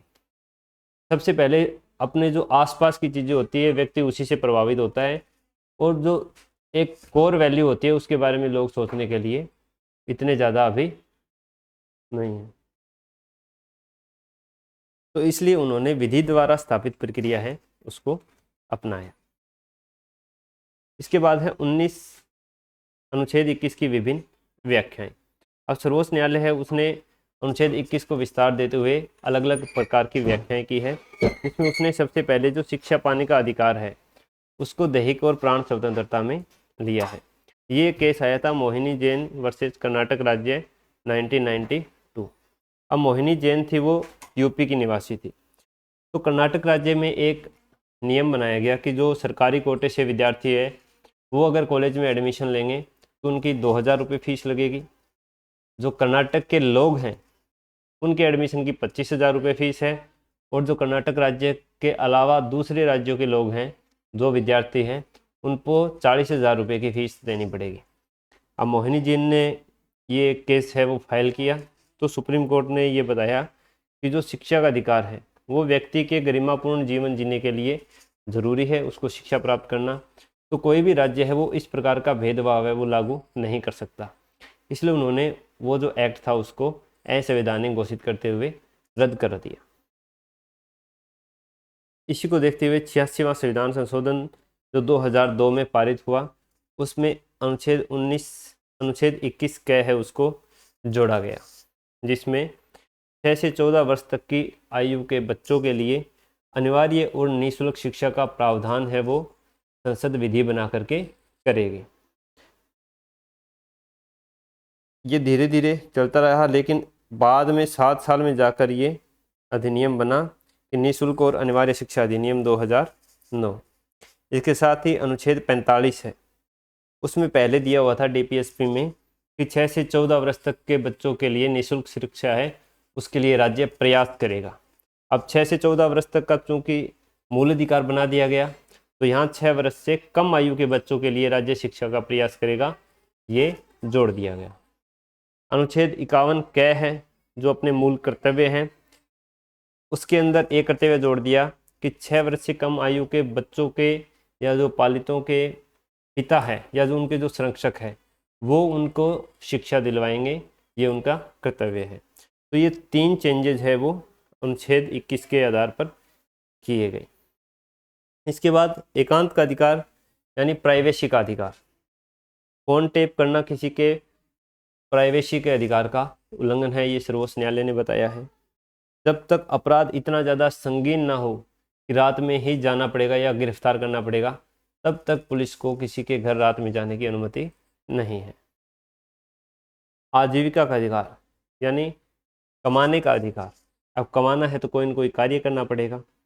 तो इस पर युक्त निबंधन लगाए कि कोई व्यक्ति ऐसा नहीं है कि उसको अगर कार्य का अधिकार दे दिया जाए तो किसी भी प्रकार का कार्य करने लगे, नशाखोरी है उसके जो व्यवसाय है वो करने लगे, तो इनके लिए युक्त प्रतिबंध है वो लगाया गया।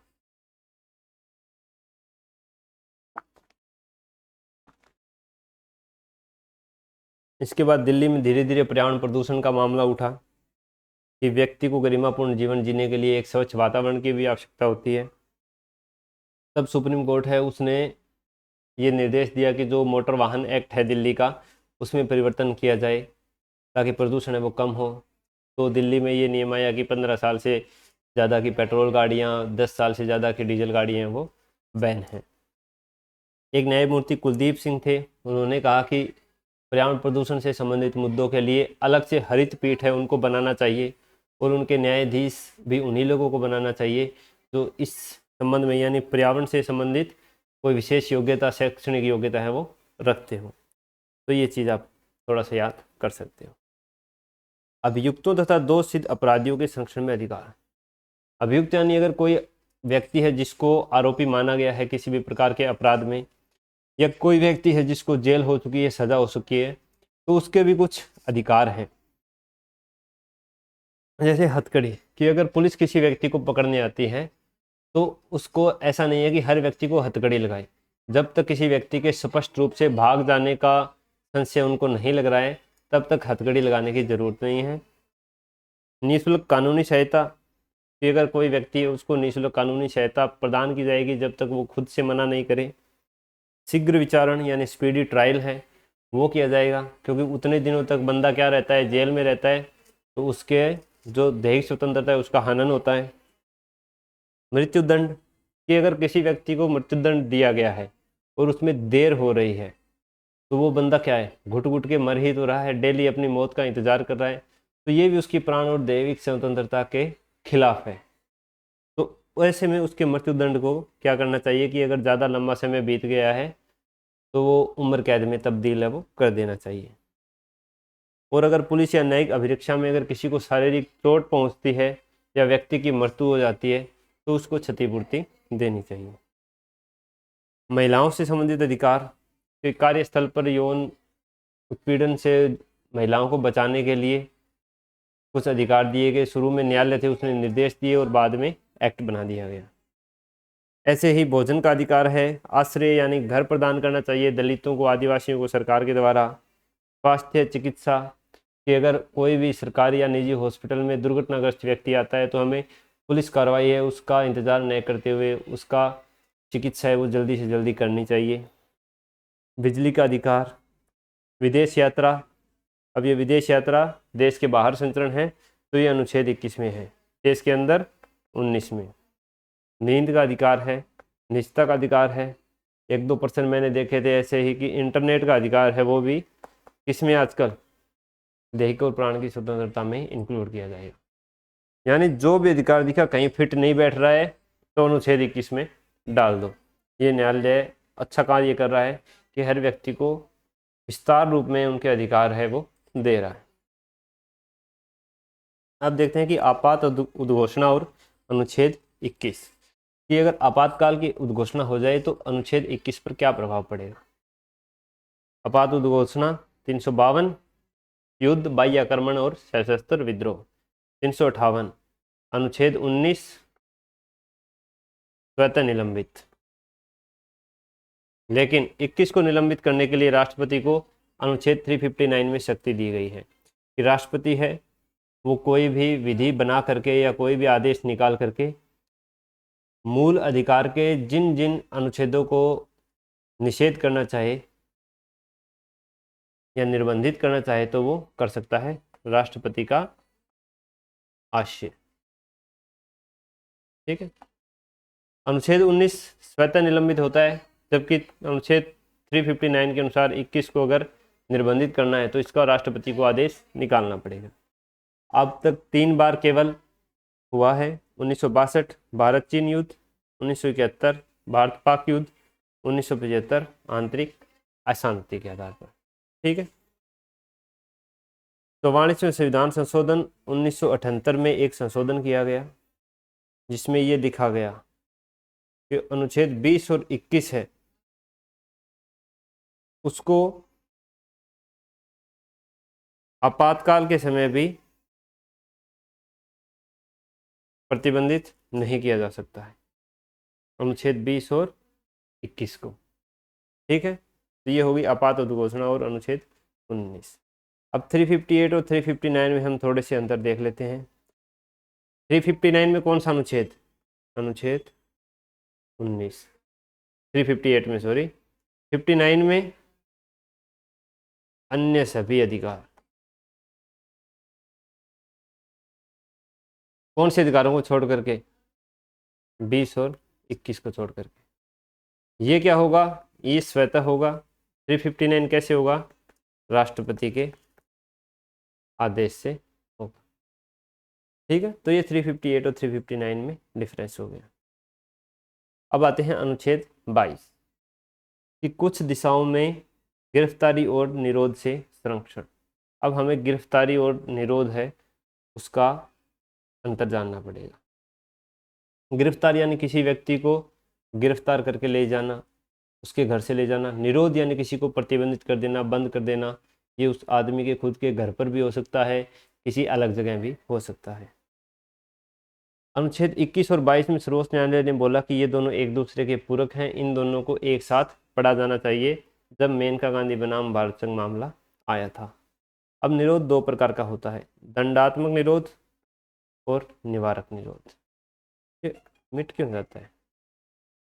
दंडात्मक निरोध में क्या हुआ कि अगर कोई व्यक्ति है जिस पर कोई अपराध करने का आरोप लगा हुआ है या आरोप सिद्ध हो गया है, तो उसको क्या किया जाएगा? जेल में ले जाया जाएगा। तो ये दंडात्मक निरोध है, यानी किसी आदमी ने कोई ऐसा कार्य किया जो अपराध है या उस पर आरोप है, तो उसको जो निरोध किया जाएगा, गिरफ्तार किया जाएगा, वो दंडात्मक निरोध में होगा। निवारक निरोध ये है कि कोई व्यक्ति कोई कार्य करने वाला है, उससे पहले ही उसको बंद कर दिया जाए, वो निवारक निरोध में आता है। हालांकि जो लोकतंत्र है उसके अर्थ में ये नहीं है कि किसी व्यक्ति को आप कार्य करने से पहले ही उस पर आप ये इल्ज़ाम लगा दो कि तुम ये कार्य करने वाले हो और उसको बंद कर दो। लेकिन आपातकाल के समय ये लागू हो सकता है। और भारत में जब शुरू में इतनी ज़्यादा एकता अखंडता पर आंच आने वाली थी, तो संविधान सभा के सदस्यों ने इसको संविधान में डालना जरूरी समझा, क्योंकि ये पहले से अपने संविधान में चला आ रहा था। संविधान में नहीं, सॉरी, अंग्रेज़ों के जो शासन था उसके अंदर वो यही लगाते थे कि आंतरिक अशांति या आंतरिक सुरक्षा के आधार पर किसी को गिरफ्तार किया जा रहा है। हमारे जो स्वतंत्रता सेनानी थे उनको गिरफ्तार कर लिया जाता था। यही निवारक निरोध है, वो बाद में हमारे संविधान में डाला गया। लेकिन इस पर कुछ रक्षोपाय, सेफ्टी मेजर्स है, वो हमारी संविधान सभा ने दिए। तो निवारक निरोध कोई भी कृत्य जो आपराधिक प्रकृति का हो सकता है उसको करने से पूर्व ही किसी व्यक्ति को बंदी बना लेना निवारक निरोध, और कार्य करने के बाद गिरफ्तार करना दंडात्मक निरोध है। अब अनुच्छेद 22 है, उसके अंदर 7 सेक्शन है, 7 खंड है। 22 1, 2 और 3 है, वो सामान्य विधियों से संबंधित है। 1, 2 में दिया गया है कि उसके क्या अधिकार होंगे। 3 में दिया गया है कि किन को ये संरक्षण प्राप्त नहीं होगा। 4 से 7 में निवारक निरोध से संबंधित प्रावधान दिए गए हैं। अब देखते हैं हम अनुच्छेद 22 1 और 2। नीतू, आवाज कम कौन करेगे?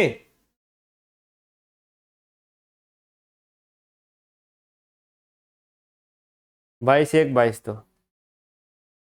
सामान्य दंड विधि है, उसमें गिरफ्तार व्यक्ति के अधिकार, गिरफ्तारी का कारण जानना, कि अगर कोई व्यक्ति है उसको पुलिस गिरफ्तार करने आ रही है तो उसे ये कारण जानने का अधिकार है कि भाई मुझे गिरफ्तार क्यों कर रहे हो।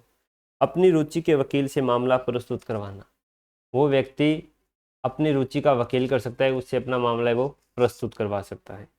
24 घंटे में मजिस्ट्रेट के समक्ष प्रस्तुत होना, हर व्यक्ति का ये अधिकार है कि उसे गिरफ्तार होने के 24 घंटे के अंदर अंदर जो नज़दीकी मजिस्ट्रेट है उसके समक्ष प्रस्तुत किया जाए। 22 3 में ये संरक्षण किसको प्राप्त नहीं होंगे वो दिया गया है। शत्रु देश के व्यक्तियों को, अगर भारत में कोई भी देश का नाम है वो शत्रु देश की सूची में डाला हुआ है तो उसके व्यक्ति को ये अधिकार प्राप्त नहीं होंगे। और जो व्यक्ति निवारक निरोध अधिनियम के अंतर्गत जिनको बंद किया गया है उनको ये संरक्षण प्राप्त नहीं होंगे। तो समझ गए होंगे 22 1 22 2 और 22 3। अब देखते हैं 22 4 से 22 7 निवारक निरोध। तो ये जैसा मैंने बताया था कि ब्रिटिश काल से चला आ रहा था, तो बंगाल विनियमन अधिनियम 3 था, भारत रक्षा अधिनियम 1939 था, उसमें इस तरह के प्रावधान थे वो अंग्रेजों ने किए थे। लेकिन जैसे ही देश स्वतंत्र हुआ तो देश की एकता और अखंडता को बचाने के लिए, क्योंकि कुछ राज्य भी तो ऐसे थे ना जो नहीं मिलना चाहते थे भारत में, कुछ आंतरिक ऐसे असामाजिक तत्व थे जो देश की अखंडता को नुकसान पहुंचा रहे थे, तो उनके लिए ये चीज़ें ज़रूरी थी।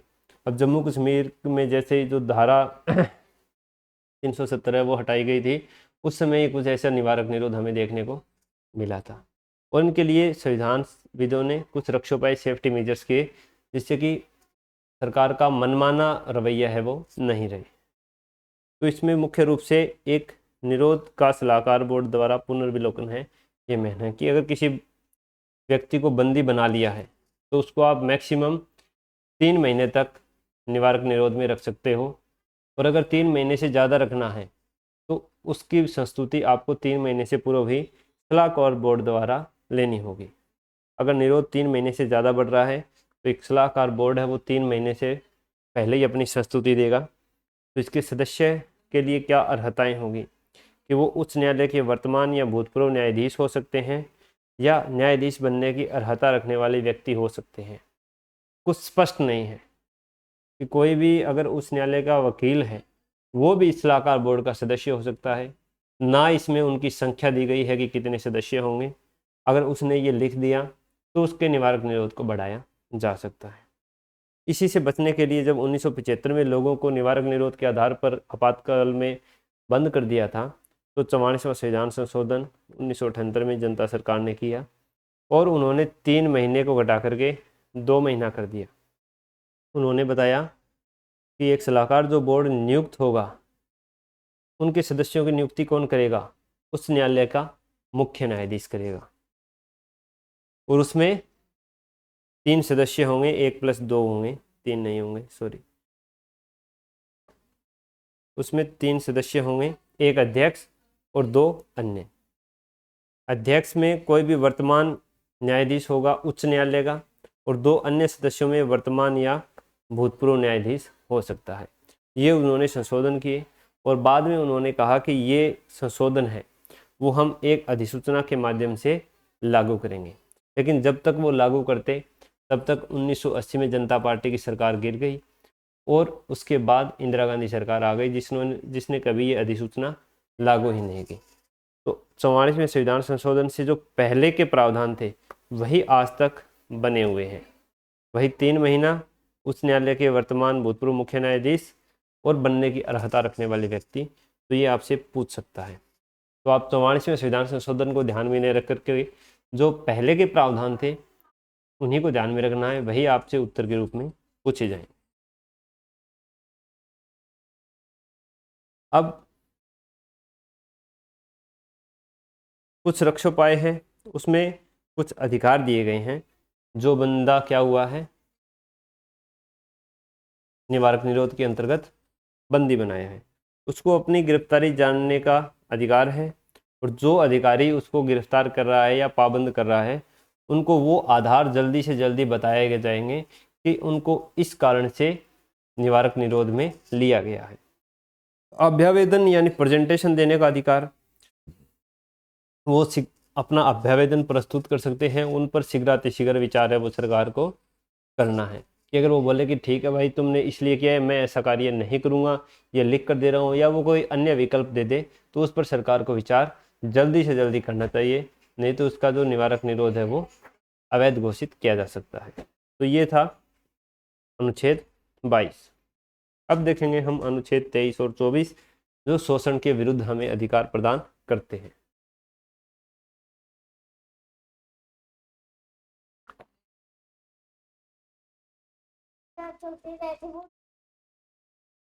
बस तो मैं वीडियो बना रहा हूँ ना बेटा, ठीक है। अब शोषण के विरुद्ध अधिकार के 2 अनुच्छेद हैं, अनुच्छेद 23 और अनुच्छेद 24। अनुच्छेद 23 में क्या लिखा है कि मानव का दुर्व्यापार, बेकार, बलात्श्रम प्रतिषेध होगा। ये राज्य और प्राइवेट व्यक्ति, नागरिक और अनागरिक यानी भारत देश के लोगों के साथ साथ जो विदेशी नागरिक हैं उन पर भी ये लागू होता है। उनको भी इस सबसे सुरक्षा है वो दी जाएगी। किसी भी प्रकार का मनुष्य का क्रय विक्रय नहीं किया जाएगा, औरतों से वेश्यावृत्ति नहीं करवाई जाएगी और दास प्रथा का कोई भी रूप है वो इसमें निषेध किया गया है। ये 23(1) में दिया है। अब 23(2) है वो 23(1) का अपवाद है कि किसी व्यक्ति से दुर्व्यापार, बेगार, बलात्संग नहीं करवाया जाएगा। लेकिन 2 में है कि राज्य सार्वजनिक प्रयोजन के लिए अनिवार्य सेवाएं हैं वो लागू कर सकता है। जैसे दुनिया के लगभग 60 देश ऐसे हैं जहां पर अनिवार्य सैनिक सेवाएं वो लागू है कि इतने सालों तक आपको सैनिक सेवा देनी ही है, उसकी ट्रेनिंग लेनी है। जैसे इजराइल में है, क्यूबा में है। भारत में ऐसा कुछ भी नहीं है अभी तक, क्योंकि सेवाएं कम हैं, बंदे ज़्यादा हैं। और ये सार्वजनिक प्रयोजन के लिए जो अनिवार्य सेवाएं होगी, इनमें राज्य धर्म, मूलवंश, जाति, वर्ग के आधार पर कोई भी भेदभाव नहीं करेगा। ये नहीं है कि कोई भी अगर बॉर्डर पर जाना है, किसी को अनिवार्य सेवाएं देनी है तो सिर्फ दलित लोग ही जाएंगे। कहीं पर बाढ़ आ गई तो उसमें सिर्फ गरीब लोग हैं वही सामाजिक सेवा करेंगे, ऐसा कुछ भी नहीं है।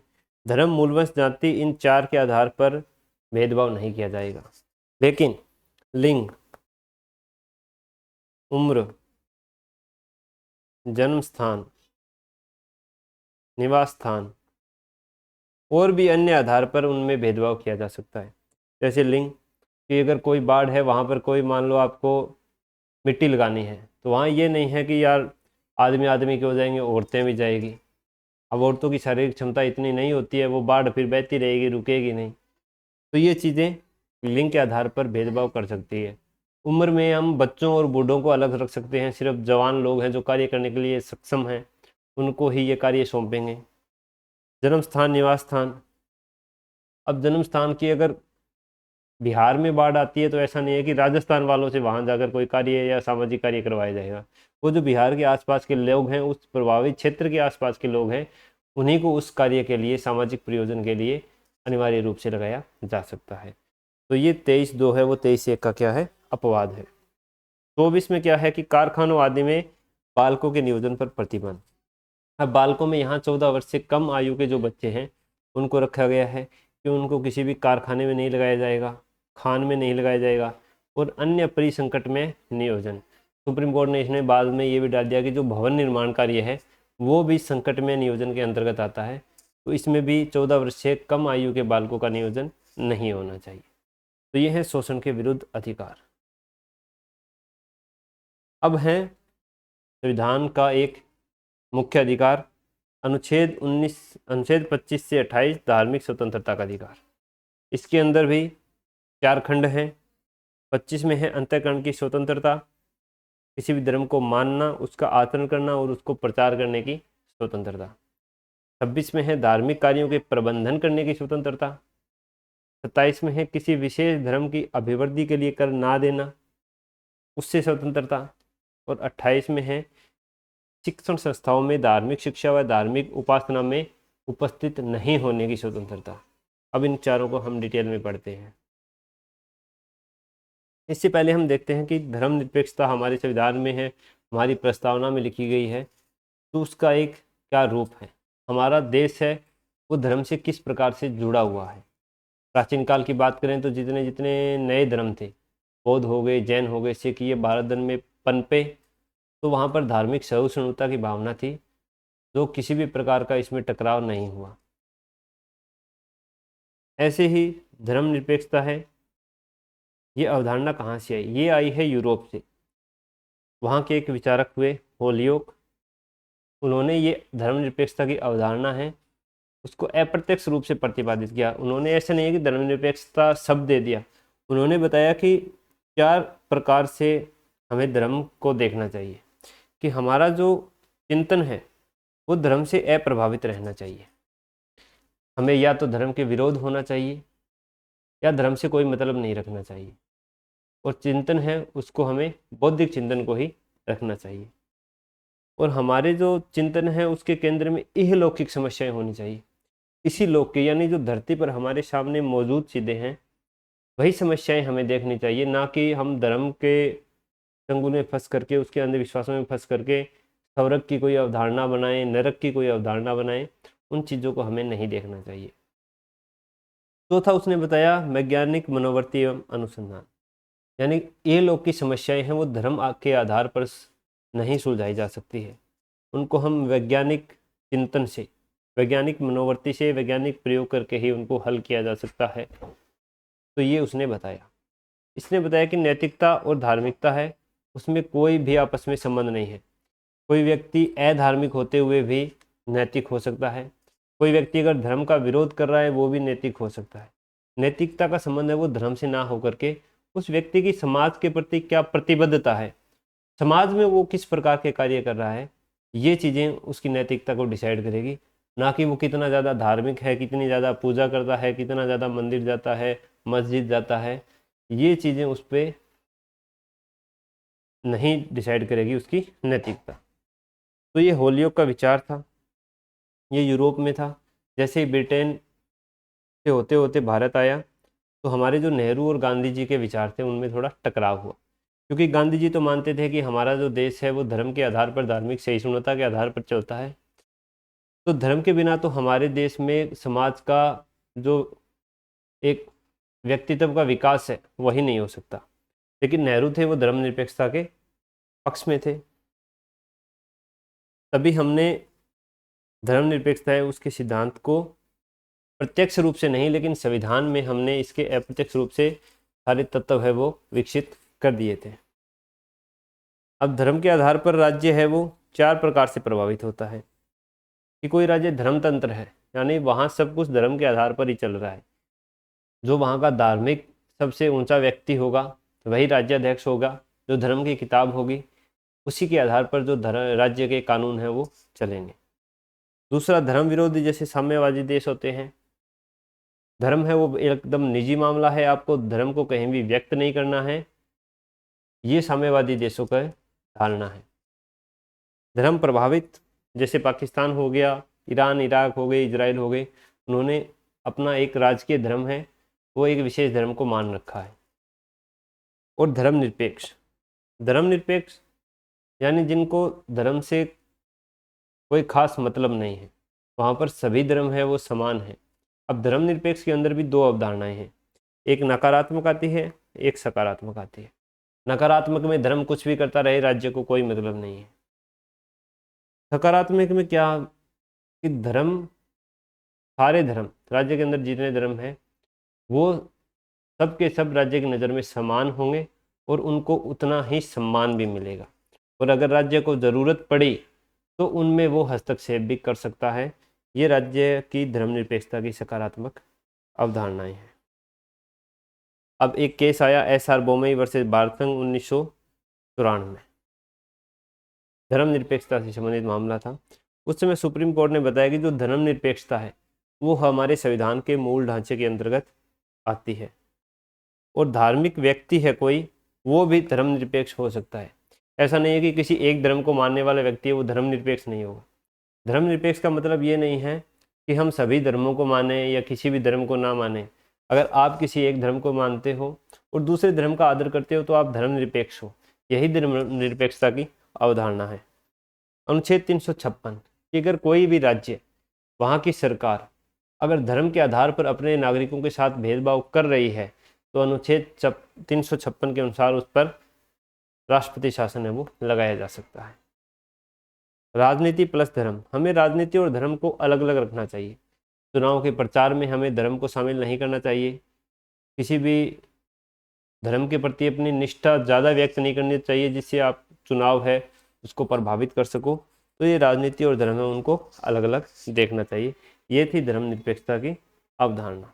अब वापस आते हैं हम अनुच्छेद 25 पर, जो हमें धार्मिक स्वतंत्रता का अधिकार देता है। इसके 2 भाग हैं और साथ में 2 स्पष्टीकरण दिए गए हैं हिंदू और सिख धर्म से संबंधित। 25(1) में क्या लिखा है? अंतःकरण की स्वतंत्रता होगी हर व्यक्ति को, वो किसी भी धर्म को अबाध रूप से मानने, उसका आचरण करने और उसका प्रचार करने के लिए स्वतंत्र है। किन दायरे में रह करके? 3 दायरे बताए हैं, लोक व्यवस्था, सदाचार, स्वास्थ्य। इन 3 युक्तियुक्त प्रतिबंधों के साथ वो किसी भी धर्म को मानने, उसका आचरण करने और उसका प्रचार करने की स्वतंत्रता रखता है। अंतःकरण यानी व्यक्ति के अंदर से क्या भाव आ रहे हैं, व्यक्ति की बुद्धि कितनी है, वो किस प्रकार से सोच रहा है, किसी धर्म को किस प्रकार से देख रहा है। उसको किसी भी धर्म को न मानने का अधिकार भी है। कोई व्यक्ति अगर ये चाहे कि मैं किसी धर्म को नहीं मानता तो उसको ये भी स्वतंत्रता दी गई है। अब इसमें है कि लोक व्यवस्था, सदाचार, स्वास्थ्य।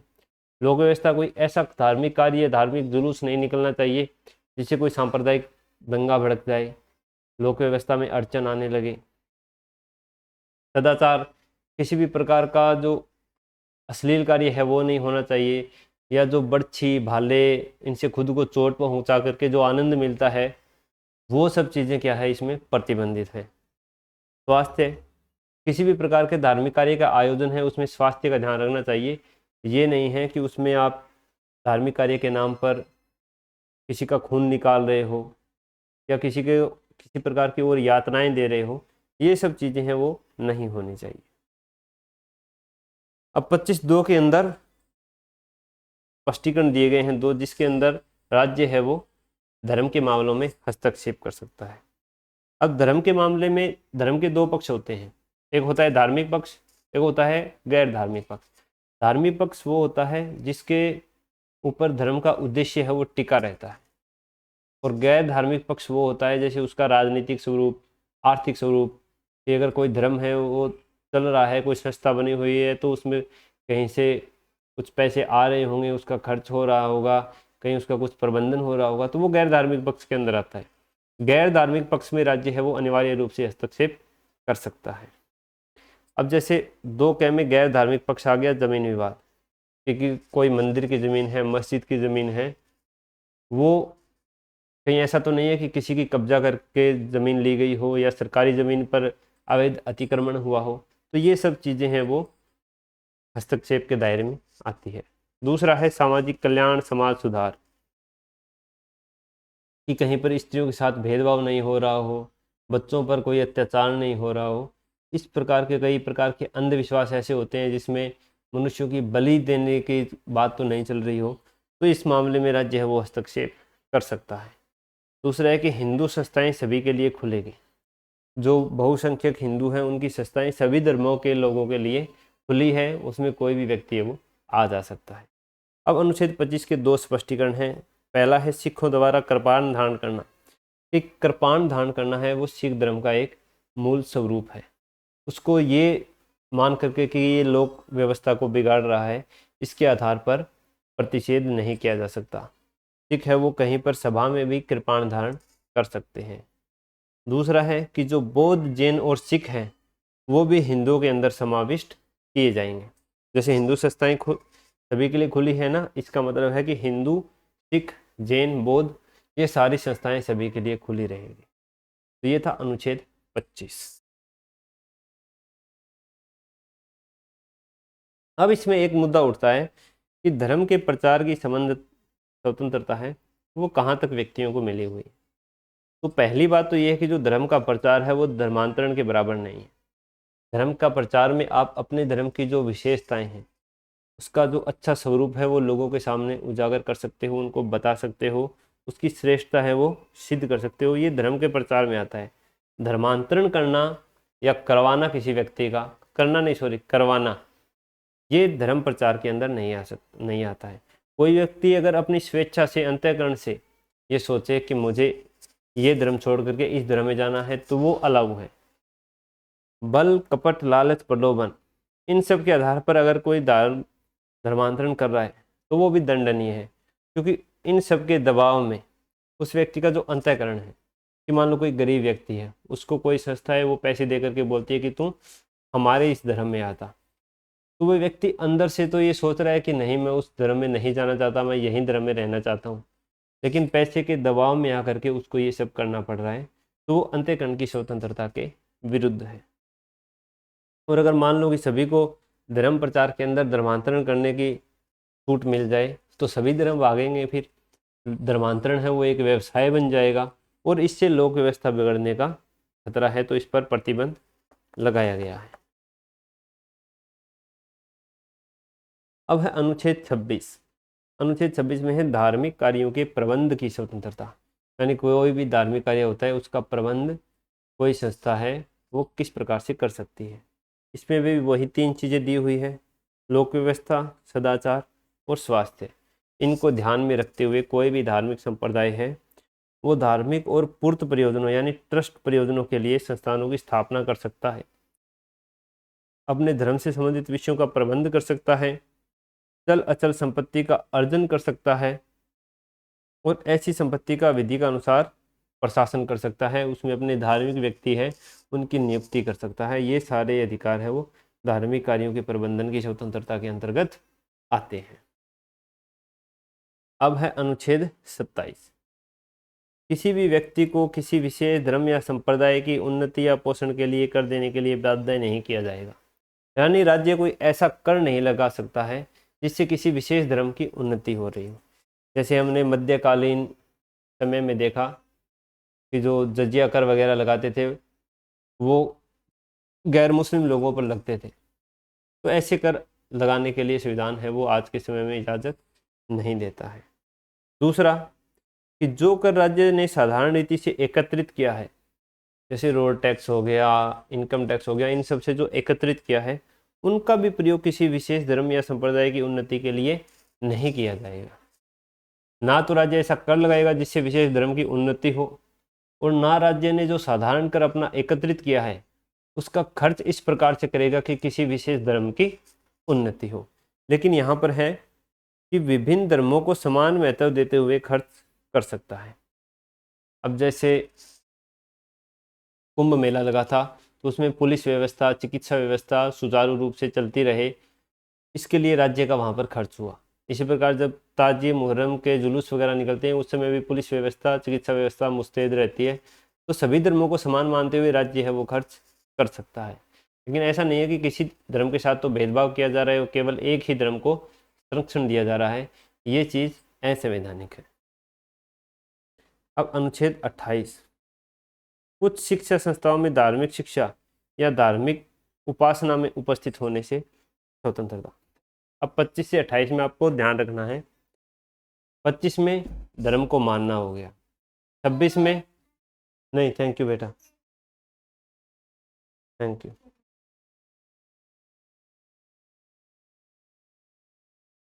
25 में धर्म को मानना, 26 में धार्मिक संस्थाओं का प्रबंधन, 27 में धर्म के लिए कर ना देना, 28 में शिक्षण संस्थान। अब शिक्षण संस्थानों में धार्मिक उपासना या धार्मिक संस्था में उपस्थित होने से स्वतंत्रता है। इसके अंदर शैक्षिक संस्थाएं हैं, उनको 4 वर्गों में विभाजित कर सकते हैं कि ऐसी संस्थाएं जो राज्य द्वारा पूर्णतः वित्त पोषित हों, जिनको राज्य जो प्योर रूप से सरकारी हो। ख में है जो अंशतः वित्त पोषित हो, ग में राज्य से मान्यता प्राप्त हो, और घ में राज्य द्वारा प्रशासित किंतु स्थापना के लिए धार्मिक न्यास यानी कृषि रीजनल रिलीजन ट्रस्ट के अधीन हुई हो और जहां धार्मिक शिक्षा देना आवश्यक है।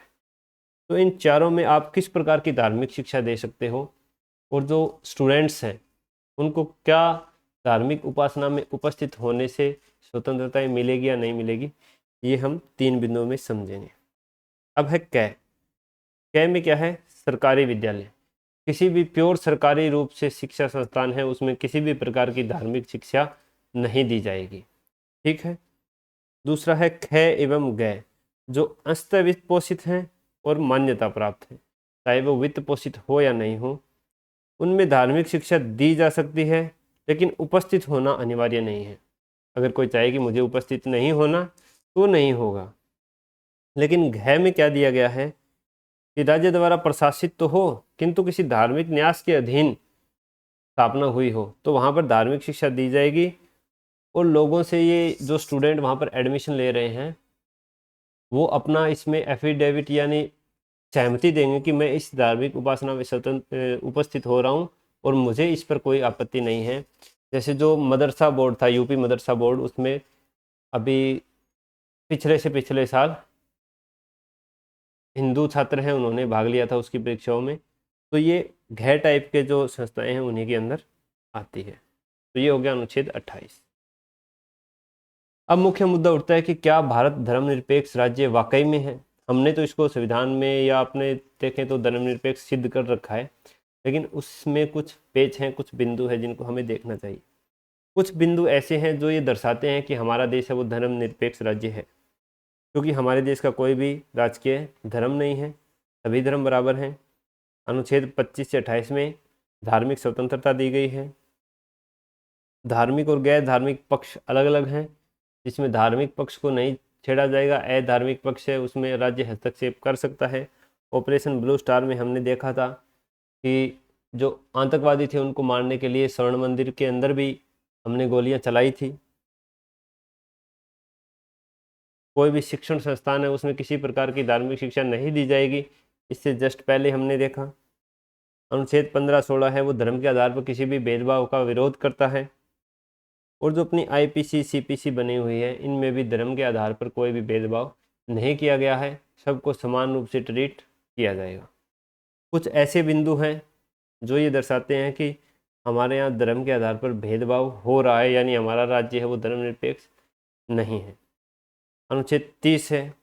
अनुच्छेद 30 में दिया गया है कि जो अल्पसंख्यकों के शिक्षण संस्थान हैं अगर उनको राज्य सरकार अपने अंडर लेती है तो उनके लिए जो फुल कंपनसेशन है वो उसको दिया जाएगा। लेकिन बहुसंख्यक शिक्षण संस्थानों के लिए फुल कंपनसेशन नहीं, एक अमाउंट जो निर्धारित हो विधि द्वारा वही दी जाएगी। यूनिफॉर्म सिविल कोड है वो अभी तक लागू नहीं है, जिससे विवाह, उत्तराधिकार, तलाक आदि के नियम हैं वो अलग अलग धर्मों में अलग अलग अभी भी चल रहे हैं। हज सब्सिडी दी जा रही है हज यात्रा करने के लिए। अवकाश हैं वो लगभग हमारे देश में जितने अवकाश आते हैं, क्लोज हॉलिडे आते हैं, वो जो धार्मिक त्यौहार हैं उन्हीं पर दिए जा रहे हैं। और राजनीति और धर्म है वो मिलता जुलता स्वरूप उनका दिखता है कि जो धर्म का पक्ष है वो राजनीति में काफ़ी बड़ा चढ़ा हुआ है। अब इसके लिए हम कुछ तर्क दे सकते हैं कि जो अनुच्छेद 30 हो गया, ये एक संरचनात्मक भेदभाव है, यानी अल्पसंख्यकों को मुख्य धारा से जोड़ने के लिए ये भेदभाव किया गया है। यूसीसी है उसको ज़रूर लागू करना चाहिए। हज सब्सिडी है उसके स्थान पर कुछ स्टेट हैं, गुजरात हो गया, दिल्ली हो गया, वो मानसरोवर यात्रा के लिए भी स्पेशल इंतज़ाम करती है। 5वां वेतन आयोग था, उसने अवकाश के लिए कुछ अपनी संस्तुतियाँ दी थी कि 15 की 3 ही छुट्टियाँ होनी चाहिए, 15 अगस्त, 26 जनवरी, 2 अक्टूबर, ये 3 छुट्टी हो बस। इसके अलावा कर्मचारियों को 15 दिन की छुट्टी है वो ऐसे ही देनी चाहिए जो वो अपने मनमाने त्योहारों पर ले सके। और अगर कोई धर्म को नहीं मानता है तो वो इसका अपने अनुसार यूटिलाइजेशन कर सके।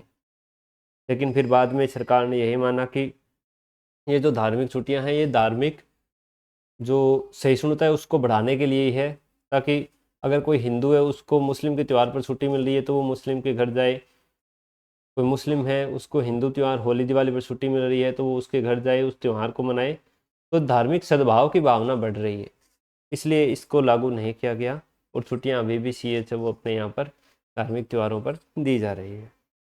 तो इससे सिद्ध होता है कि भारत है वो एक नया लोकतांत्रिक राष्ट्र होते हुए भी धर्मनिरपेक्षता की अवधारणा है उस पर खरा उतर रहा है। इसके बाद है अनुच्छेद 29 व 30, संस्कृति एवं शिक्षा संबंधी अधिकार। अनुच्छेद 29 के 2 भाग हैं, अब इनको एज इट इज ही पढ़ना पड़ेगा मुझे। कि भारत के किसी भाग में रहने वाले नागरिकों का कोई भी वर्ग जिसकी अलग भाषा, लिपि या संस्कृति है उसको संरक्षण करने का अधिकार है। इसमें कोई भी स्पेशलाइजेशन नहीं दिया गया है कि किसी धर्म का, अल्पसंख्यक का, माइनॉरिटी का, कुछ नहीं है। कोई भी नागरिक हो उसको अपनी भाषा, लिपि, संस्कृति को बचाने का अधिकार है। दूसरा, किसी भी शैक्षणिक संस्था में नागरिकों के प्रवेश में धर्म, मूलवंश, जाति, भाषा के आधार पर भेदभाव नहीं किया जाएगा, चाहे वो सरकारी हो या सरकारी सहायता प्राप्त हो। धर्म, मूलवंश, जाति के आधार पर भेदभाव नहीं किया जा सकता है कि हम इसके अंदर आपको पढ़ने नहीं देंगे। जैसे एलपी है, लवली प्रोफेशनल यूनिवर्सिटी है, वहाँ पर अगर बोल दिया जाए कि हम मुस्लिम विद्यार्थी हैं उनको प्रवेश नहीं देंगे तो ये असंवैधानिक होगा। ये हो गया अनुच्छेद 29। अनुच्छेद 30 है वो अल्पसंख्यकों पर आधारित है कि अल्पसंख्यकों की जो शैक्षणिक संस्थाएं हैं उसकी स्थापना करने का, प्रशासन करने का अधिकार दिया गया है अल्पसंख्यकों को। और यहाँ पर 2 प्रकार के अल्पसंख्यकों की अवधारणाएं हैं, एक है धार्मिक अल्पसंख्यक, एक है भाषाई अल्पसंख्यक। धार्मिक अल्पसंख्यक आप जानते हो कि जो मुस्लिम हैं वो भाषाई धार्मिक अल्पसंख्यक में आते हैं। भाषाई में जैसे अगर कोई तमिलनाडु का व्यक्ति है, राजस्थान में रहते हैं, तो वो अपनी भाषा को संरक्षित करने के लिए कोई भी शैक्षणिक संस्था है उसकी स्थापना कर सकते हैं, उसका संचालन कर सकते हैं। अनुच्छेद 30(1) का जो हमने पहले पढ़ा था कि अगर अल्पसंख्यक संस्था का संपत्ति अधिग्रहण होता है तो उसको फुल कंपनसेशन दिया जाएगा और बहुसंख्यक में एक अमाउंट दी जाएगी जो विधि द्वारा तय होगी। और 30(2) में कि राज्य शैक्षणिक संस्थाओं को सहायता प्रदान करने में किसी भी प्रकार का भेदभाव नहीं करेगा कि ये अल्पसंख्यकों की संस्था है या बहुसंख्यकों की संस्था है, ये ईसाइयों की संस्था है, ऐसा किसी भी प्रकार का भेदभाव नहीं होगा। अब 29 और 32 को हम एक टेबल फॉर्मेट में देख लेते हैं कि 29 सांस्कृतिक, भाषा, लिपि और पहचान की रक्षा करता है, जबकि 30 शैक्षणिक संस्थान स्थापित करने और चलाने का अधिकार देता है। 29 के अंदर सभी नागरिक आते हैं, 30 में केवल अल्पसंख्यक आते हैं। 29 में संस्कृति और शिक्षा में भेदभाव से सुरक्षा है। 30 में शिक्षा संस्थान खोलने और चलाने की स्वतंत्रता है। 29 का उदाहरण है कि तमिल भाषियों को अपनी भाषा बचाने का अधिकार। और 30 में है अलीगढ़ मुस्लिम यूनिवर्सिटी जो मुस्लिमों के द्वारा चलाई जा रही है इनके लिए। अब है अनुच्छेद 31 संपत्ति का अधिकार जो विलोपित हो चुका है, लेकिन इसका हमें थोड़ा सा इतिहास जानना जरूरी है। अब इसका क्या नाम है, जो 31 कह गए यहाँ रह गए हैं, उसका नाम है कुछ विधियों की व्यावर्ती या सुरक्षा। ठीक, सॉरी भाई। तो जब संपत्ति का अधिकार था, अनुच्छेद 31 था, तो इस समय दो प्रावधान थे। एक 31(1), 31(2). 31(1) में था कि विधि के प्राधिकार के बिना संपत्ति का वंचन नहीं किया जाएगा। यानी अगर कार्यपालिका कोई आदेश निकालती है तो उस आधार पर किसी व्यक्ति को संपत्ति से वंचित नहीं किया जा सकता है, उसके लिए संसद या विधानमंडल को विधि बनानी ही पड़ेगी। दूसरा था कि किस प्रकार से संपत्ति का अधिग्रहण होगा। एक अधिग्रहण है वो लोक प्रयोजन के लिए ही होना चाहिए, दूसरा उसको क्षतिपूर्ति देनी पड़ेगी जो विधि अनुसार निर्धारित हो। तो जैसे ही भूमि सुधार शुरू हुए हमारे देश में स्वतंत्रता के बाद, तो मामले आने कोर्ट में हो गए शुरू। तो कोर्ट ने बोला कि भाई संपत्ति का मूल अधिकार है वो नीति निर्देशक तत्वों से ऊपर है, तो इनको फुल कंपनसेशन देना चाहिए। इसी को देखते हुए हमारी जो संसद है उसने पहला संविधान संशोधन किया, 31 क और ख जोड़ दिया। क भूमि सुधार, ख 9वीं अनुसूची। इसके बाद चौथा अमेंडमेंट किया जिसमें संपदा और संपत्ति को भी इसमें जोड़ दिया, क्योंकि हम खनन क्षेत्र हैं, ऑयल वाले क्षेत्र हैं, उनका भी अधिग्रहण करना था इसलिए। और ख में ये लिख दिया कि जो क्षतिपूर्ति विधि द्वारा निर्धारित होगी उसको अपर्याप्तता के आधार पर किसी भी न्यायालय में चुनौती नहीं दी जा सकती। फिर 62 में एक मामला आया जो रैयतवाड़ी भूमि से संबंधित था, तो 17वें संशोधन से रैयतवाड़ी भूमि को भी इसके अंदर जोड़ दिया गया। इसके बाद 25वां संशोधन हुआ 1971 में, जिसमें 31 ग जोड़ा गया ताकि डीपीएसपी को मूल अधिकारों के ऊपर थोड़ा महत्व मिल सके। और अनुच्छेद 29 ख और ग में ये लिख दिया गया कि इनके आधार पर 14, 19 और 31 की जो समानताएं दी गई है उनका उल्लंघन नहीं माना जाएगा। और 31(2) में ये क्षतिपूर्ति के आधार पर रकम शब्द का प्रयोग कर दिया गया, अमाउंट शब्द का प्रयोग कर दिया। इसके बाद 42वां संविधान संशोधन हुआ जिसमें 31 घ जोड़ा गया, इसमें राष्ट्र विरोधी संघ या किसी भी प्रकार का संगठन बनाने का प्रतिषेध किया गया। इसको 43वें संविधान संशोधन दोबारा हटा दिया गया। 42वें संशोधन में ही जो 31 क ख घ थे इनका टाइटल है वो कुछ विधियों की व्यावृत्ति या सुरक्षा रखा गया था। बाद में 44वां संविधान संशोधन हुआ, उसमें 31(1), 31(2), 31(1) च इनको हटा दिया और 300 क के अंतर्गत संपत्ति का जो अधिकार है उसको विधिक अधिकार बना दिया। अब इसमें नई चीज़ क्या आ गई है, 30(1) क्या हो रहा है, 30(1) क और कृषि भूमि। 30(1) क में क्या आती है, अल्पसंख्यकों की शैक्षणिक संस्थाएं, उनका अधिग्रहण होता है तो फुल कंपनसेशन। और अगर कोई कृषि भूमि है, हदबंदी कानून के अंतर्गत है, मैक्सिमम सीमा के अंतर्गत है, तो अगर उसकी भूमि का अधिग्रहण होगा तो उसकी भूमि का, और अगर उस भूमि पर कोई मकान वगैरह बना हुआ है तो उसका भी उसको किसान को फुल कंपनसेशन है वो मिलेगा। अब है अनुच्छेद 32, संवैधानिक उपचारों का अधिकार। डॉक्टर अंबेडकर ने कहा था कि अगर मुझसे पूछा जाए कि पूरे संविधान में मुझे कौन सा एक अधिकार है जो ऐसा लगता है कि जिसके बिना संविधान निरर्थक हो जाएगा, तो वो अनुच्छेद 32 है। क्योंकि अगर जो मूल अधिकार दे दिए हैं हमने, लेकिन उनका प्रवर्तन करवाने का, उनकी रक्षा करने का कोई जुगाड़ नहीं दिया है, तो वो सारे मूल अधिकार हैं निरर्थक हैं। क्योंकि अगर व्यक्ति अपने मूल अधिकार को हनन होने पर कहीं आवाज़ ही नहीं उठा पाएगा, उसका ये अधिकार कहीं नहीं दिया होगा, तो उनके मूल अधिकारों को देने का कोई मतलब नहीं रह जाता है। तो 32(1) में लिखा है कि इस भाग द्वारा प्रदत्त अधिकारों को परिवर्तित कराने के लिए समुचित कार्यवाहियों द्वारा सुप्रीम कोर्ट में समावेदित करने का अधिकार प्रत्याभूत यानी गारंटी है कि अगर भाग 3 के अंदर दिए गए किसी भी मूल अधिकार का हनन होता है तो उसको परिवर्तित कराने के लिए कोई भी नागरिक है, व्यक्ति है, वो भारत के सुप्रीम कोर्ट में अपना आवेदन प्रस्तुत कर सकता है। और इसके अंदर अनुच्छेद 32 भी शामिल है, क्योंकि भाग 3 दिया है तो अनुच्छेद 32 भी भाग 3 के अंतर्गत आता है, तो ये भी इसके अंदर इंक्लूडेड है। तकनीकी आधार पर निवेदन है वो अस्वीकार नहीं किया जाएगा। अगर कोई व्यक्ति उसने अपने मूल अधिकारों के हनन से सुरक्षा प्राप्त करने के लिए कोई आवेदन दिया है सुप्रीम कोर्ट में, तो वो इस आधार पर खारिज नहीं कर सकते कि तुमने इसका प्रारूप सही से नहीं लिखा या इसके साथ ये डॉक्यूमेंट संलग्न करने थे वो नहीं किए, ये सब चीज़ें। कोई दूसरा उपाय या उपचार की उपलब्धता है वो भी स्वीकार्य नहीं होगी, उसका मूल अधिकार ही उसको दिलाना होगा। ये भारत के संपूर्ण राज्य क्षेत्र पर लागू होंगे, ऐसा नहीं है कि कोई विशेष क्षेत्र पर लागू हो, संपूर्ण भारत के लिए है। न्यायिक पुनर्विलोकन को मूल ढांचे के अंतर्गत न्यायपालिका ने व्याख्या कर दी है, तो इसका न्याय पुनर्विलोकन है वो भी किया जा सकता है। और ये केवल और केवल मूल अधिकारों के संबंध में है, किसी और अधिकार को परिवर्तित करवाने के लिए अनुच्छेद 32 के अंतर्गत आवेदन नहीं किया जा सकता है। और सुप्रीम कोर्ट जो 32(2) में 5 रिट दी गई है, उनके अलावा भी कोई रिट जारी कर सकता है, कोई आदेश जारी कर सकता है जो उसको उस समय उचित लगे।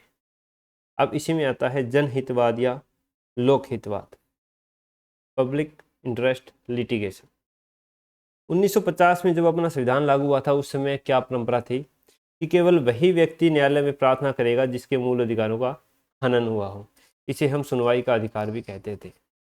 लेकिन अब भारत में गरीबी, अशिक्षा इतनी ज़्यादा थी कि लोगों का मूल अधिकारों का हनन होता रहता था, लेकिन उनको पता ही नहीं था कि हम इन अधिकारों की प्राप्ति के लिए क्या कर सकते हैं, कहाँ जा सकते हैं, कैसे आवेदन कर सकते हैं, कौन हमें ये मूल अधिकार दिलाएगा, ये सब चीज़ें उनको पता नहीं थी। तो धीरे धीरे ये विचार है वो बदला, न्यायालय ने इसकी व्याख्या भी बदली और धीरे धीरे 1980 आते आते ये परंपरा शुरू हुई कि अगर सामाजिक हित का कोई विषय है, उसके लिए कोई भी व्यक्ति या संस्था है वो न्यायालय में आवेदन प्रस्तुत कर सकती है।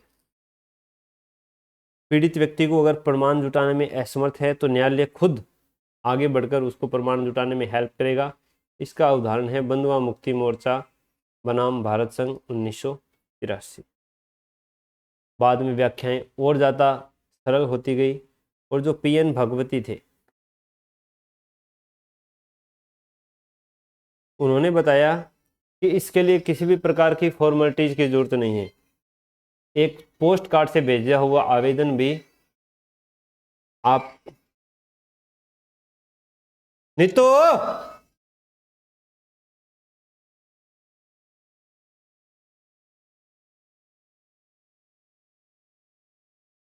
सॉरी, तो पीएन भगवती जी ने ये बोला कि आप एक पोस्ट कार्ड से भेज के भी अपना आवेदन, अपने मूल अधिकारों की सुरक्षा है वो प्राप्त कर सकते हैं। मीडिया और रिपोर्टों से न्यायालय है वो स्वयं संज्ञान भी ले सकता है कि अगर कहीं पर कोई अत्याचार हो रहा है तो उस पर अपना खुद से स्वयं संज्ञान लेकर के उस मामले को उठा दे। ये था जनहितवाद या लोकहितवाद। अब आता है न्यायिक सक्रियता। न्यायिक सक्रियता का क्या मतलब है कि न्यायपालिका है वो बहुत ज़्यादा सक्रिय हो गई और इतनी ज़्यादा सक्रिय हो गई कि उसने कार्यपालिका और विधायिका के कार्य क्षेत्र में हस्तक्षेप करना शुरू कर दिया। न्यायपालिका अपने अधिकार क्षेत्र से बाहर निकलकर कार्यपालिका और कभी कभी विधायिका के क्षेत्र में दखल देने लगती है। इसलिए एक मुद्दा उठ जाता है कि न्यायपालिका और संसद में अपनी शक्तियों के लिए टकराव होने लगता है कि न्यायपालिका की शक्ति कहाँ तक है, कहाँ तक वो संसद के बनाए अधिनियमों को सीमित कर सकती है, या संसद की शक्ति कहाँ तक है जहाँ वो संविधान संशोधन करके न्यायपालिका की शक्तियों को सीमित कर सकती है। लेकिन इसी में न्यायपालिका ने जो मूल ढांचे की अवधारणा का प्रतिपादन किया है, उसके कारण न्यायपालिका की शक्ति है वो थोड़ी सी असीमित होती हुई हमें दिखाई देती है। अब संविधान की मौलिक व्याख्या है, उसका निर्वचन कौन करता है? न्यायपालिका करती है। और अगर उसका निर्वचन न्यायपालिका इस प्रकार से कर दे कि संविधान का अर्थ ही बदल जाए, तो कार्यपालिका और विधायिका है वो उस प्रकार से कार्य करने के लिए बाध्य हो जाती है। जैसे विधि द्वारा स्थापित प्रक्रिया है, इसका उन्होंने निर्वचन इस प्रकार से किया कि ड्यू प्रोसेस ऑफ लॉ के अनुसार सारे कार्य करने पड़ रहे हैं। अनुच्छेद 21 का विस्तार न्यायपालिका ने जिस प्रकार से दिया, अलग अलग अधिकार इसमें जोड़ती चली गई, भोजन का अधिकार, शिक्षा का अधिकार, तो इन सब ने कार्यपालिका को अधिनियम बनाने के लिए बाध्य किया है। और अगर न्यायपालिका सीधे सीधे कार्यपालिका क्षेत्र में दखल दे, विशाखा बनाम राजस्थान राज्य, ये कार्यस्थल से यौन उत्पीड़न कानून बनाने के लिए सुप्रीम कोर्ट ने निर्देश दिए थे। तो जब तक कानून नहीं बनता है तब तक सुप्रीम कोर्ट के जो निर्देश होते हैं उसी के आधार पर सुप्रीम कोर्ट है वो अपना निर्णय सुनाता है। इसी के कारण जनहितवाद, लोक हितवाद है, इनको बढ़ावा बना मिला था। अब आपको याद रखना है कि जनहित याचिकाएं हैं वही लोक हितवाद है, तो कंफ्यूज नहीं होना है। अब 32(2) में 5 रिट दी गई है। बंदी प्रत्यक्षीकरण, परमादेश, प्रतिषेध, उत्प्रेषण, अधिकार परीक्षा।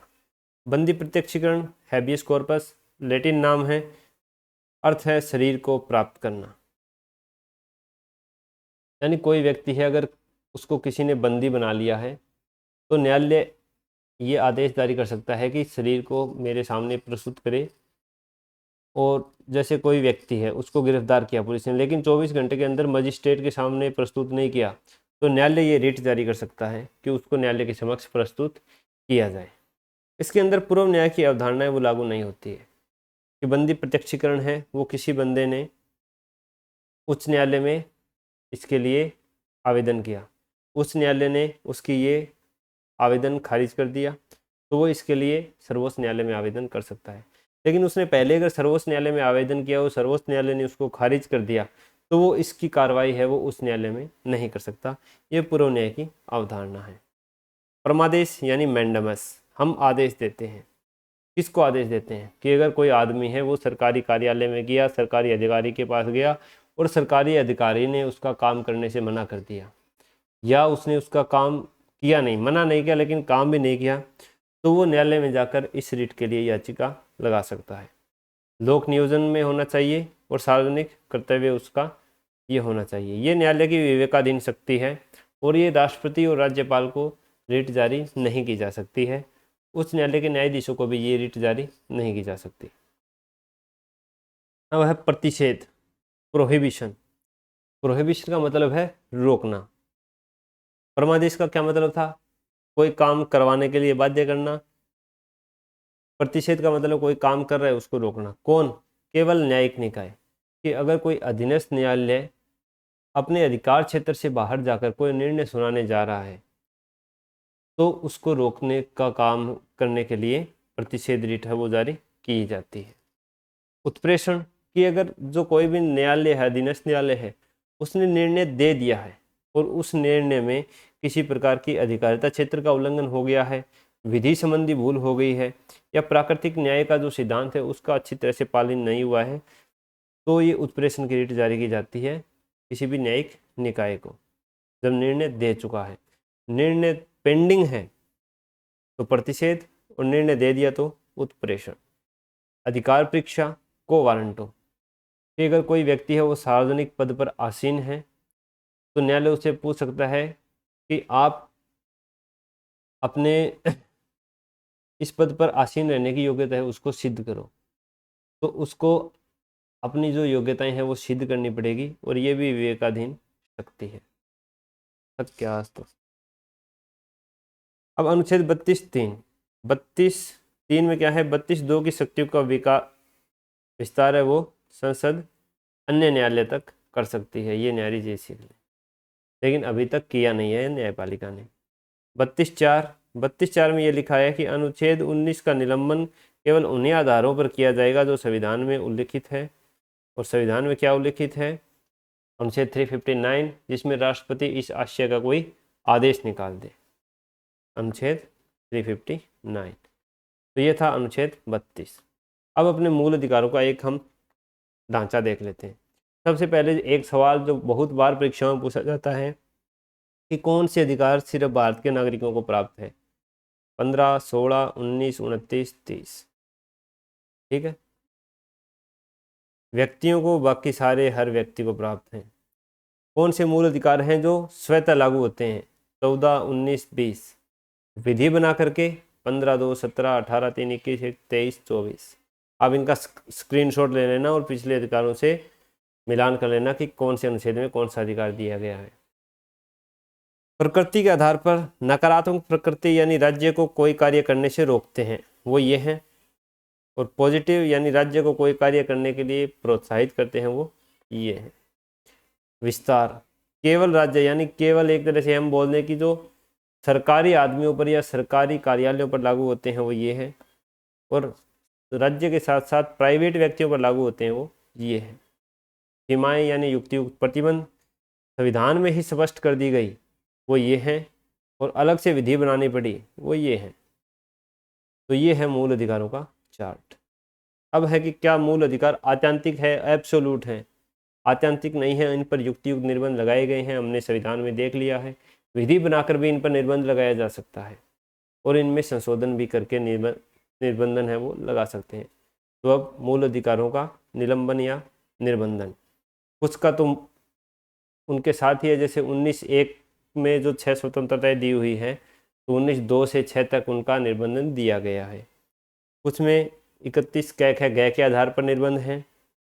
अनुच्छेद 33 यानी जो रक्षा सेवाओं में, सैन्य सेवाओं में पुलिस के जो कर्मी हैं, कर्मचारी हैं, उनके कुछ मूल अधिकारों को सीमित किया गया है, वो अनुच्छेद 33 में है। अनुच्छेद 34 में कि अगर कहीं भारत के किसी क्षेत्र में सैन्य विधि मार्शल लॉ लागू है तो वहाँ पर नागरिक न्यायालय का स्थान है वो सैन्य न्यायालय लेते हैं, तो वहाँ पर इन अधिकारों को पूर्णतः या अंशतः प्रतिबंधित किया जा सकता है। आपात उद्घोषणा पर 358 19 स्वतः निलंबित, 359 राष्ट्रपति जो चाहे वो कर सकता है, और संविधान संशोधन से संसद कोई भी नियम बनाकर इन पर निर्बंधन लगा सकती है। अब है कि मूल अधिकारों में संशोधन हो सकता है तो किस सीमा तक हो सकता है? 1950 में जैसे भूमि सुधार लागू हुए, संपत्ति के अधिकार का मामला उठा, न्यायालय में गया, संपत्ति के अधिकार को सर्वोच्च बताया। पहला संविधान संशोधन किया 51 में, तो शंकरी प्रसाद बनाम भारत संघ मामला उठा। इसमें भी उन्होंने, न्यायालय ने बताया कि संविधान में संशोधन जो अनुच्छेद 368 के अनुसार करते हैं वो 13(2) में किया जा सकता है। सज्जन सिंह राजस्थान स्टेट न्यायालय का यही निर्णय कि संशोधन कर सकते हैं। गोलकनाथ और पंजाब स्टेट में ये निर्णय पलट दिया। उन्होंने बताया कि जो 13(2) के अंदर विधि शब्द का प्रयोग हुआ है कि कोई भी विधि इन सबको नहीं रोकेगी, वो 368 पर भी लागू होता है। तो ये जो संविधान संशोधन है वो अवैध है, लेकिन इसको भविष्यलक्षी माना गया, भूतलक्षी नहीं किया गया। बाद में 24वां संशोधन किया इंदिरा गांधी सरकार ने, 13 4 जोड़ा और 368 3 जोड़ा। अनुच्छेद 13 का संबंध है वो संविधान संशोधन से नहीं है, और 368 में भी इन्होंने यही बात रखी। 25वें में अनुच्छेद 39 है और गै है, उनको वरीयता दी 14 19 31 पर। इसके बाद केशवानंद भारती बनाम केरल राज्य मामला है, जिसमें कोर्ट ने माना कि 24वां संशोधन वैध है और संविधान का आधारभूत ढांचे का सिद्धांत इन्होंने दिया। 42वें में इंदिरा गांधी सरकार है, उसने फिर संशोधन किया कि 368 के अंतर्गत जो संविधान संशोधन हुआ है वो किसी भी न्यायालय में प्रश्नगत नहीं किया जाएगा।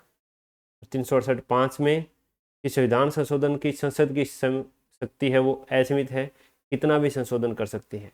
बाद में मामला आया मिनर्वा मिल्स बनाम भारत संघ 1980, उसमें सुप्रीम कोर्ट ने 368 4 और 368 5 दोनों को असंवैधानिक घोषित करते हुए रद्द कर दिया कि संसद की शक्ति इतनी से भी असीमित नहीं है कि वो पूरे संविधान को ही चेंज कर दे। उसका मूल ढांचा है, उसमें परिवर्तन नहीं कर सकती है, ना ही उसमें किसी प्रकार की काट छांट कर सकती है। तो ये था मूल अधिकारों से संबंधित संविधान संशोधन। तो ये हमारा लेक्चर हो गया है मूल अधिकारों से संबंधित कंप्लीट। आपको कैसा लगा आप कमेंट बॉक्स में ज़रूर बताना। किसी भी प्रकार की इसमें आपको क्या कह रहे हो, क्या अपनी राय देनी हो, अपने अमूल्य विचार प्रकट करने हो, तो आप कमेंट बॉक्स में बता सकते हो। वीडियो अच्छी लगी हो तो अपने दोस्तों को शेयर भी कर देना। अगली वीडियो होगी अपनी DPSP पर, राज्य के नीति निर्देशक तत्व, और इस क्लास की PDF है वो आपको मिल जाएगी हमारे टेलीग्राम चैनल पर। तो हमारे टेलीग्राम चैनल का लिंक डिस्क्रिप्शन में, वहाँ से ज्वाइन कर लेना। ठीक है दोस्तों, मिलते हैं अपनी नेक्स्ट वीडियो में, नेक्स्ट लेक्चर में। नमस्कार।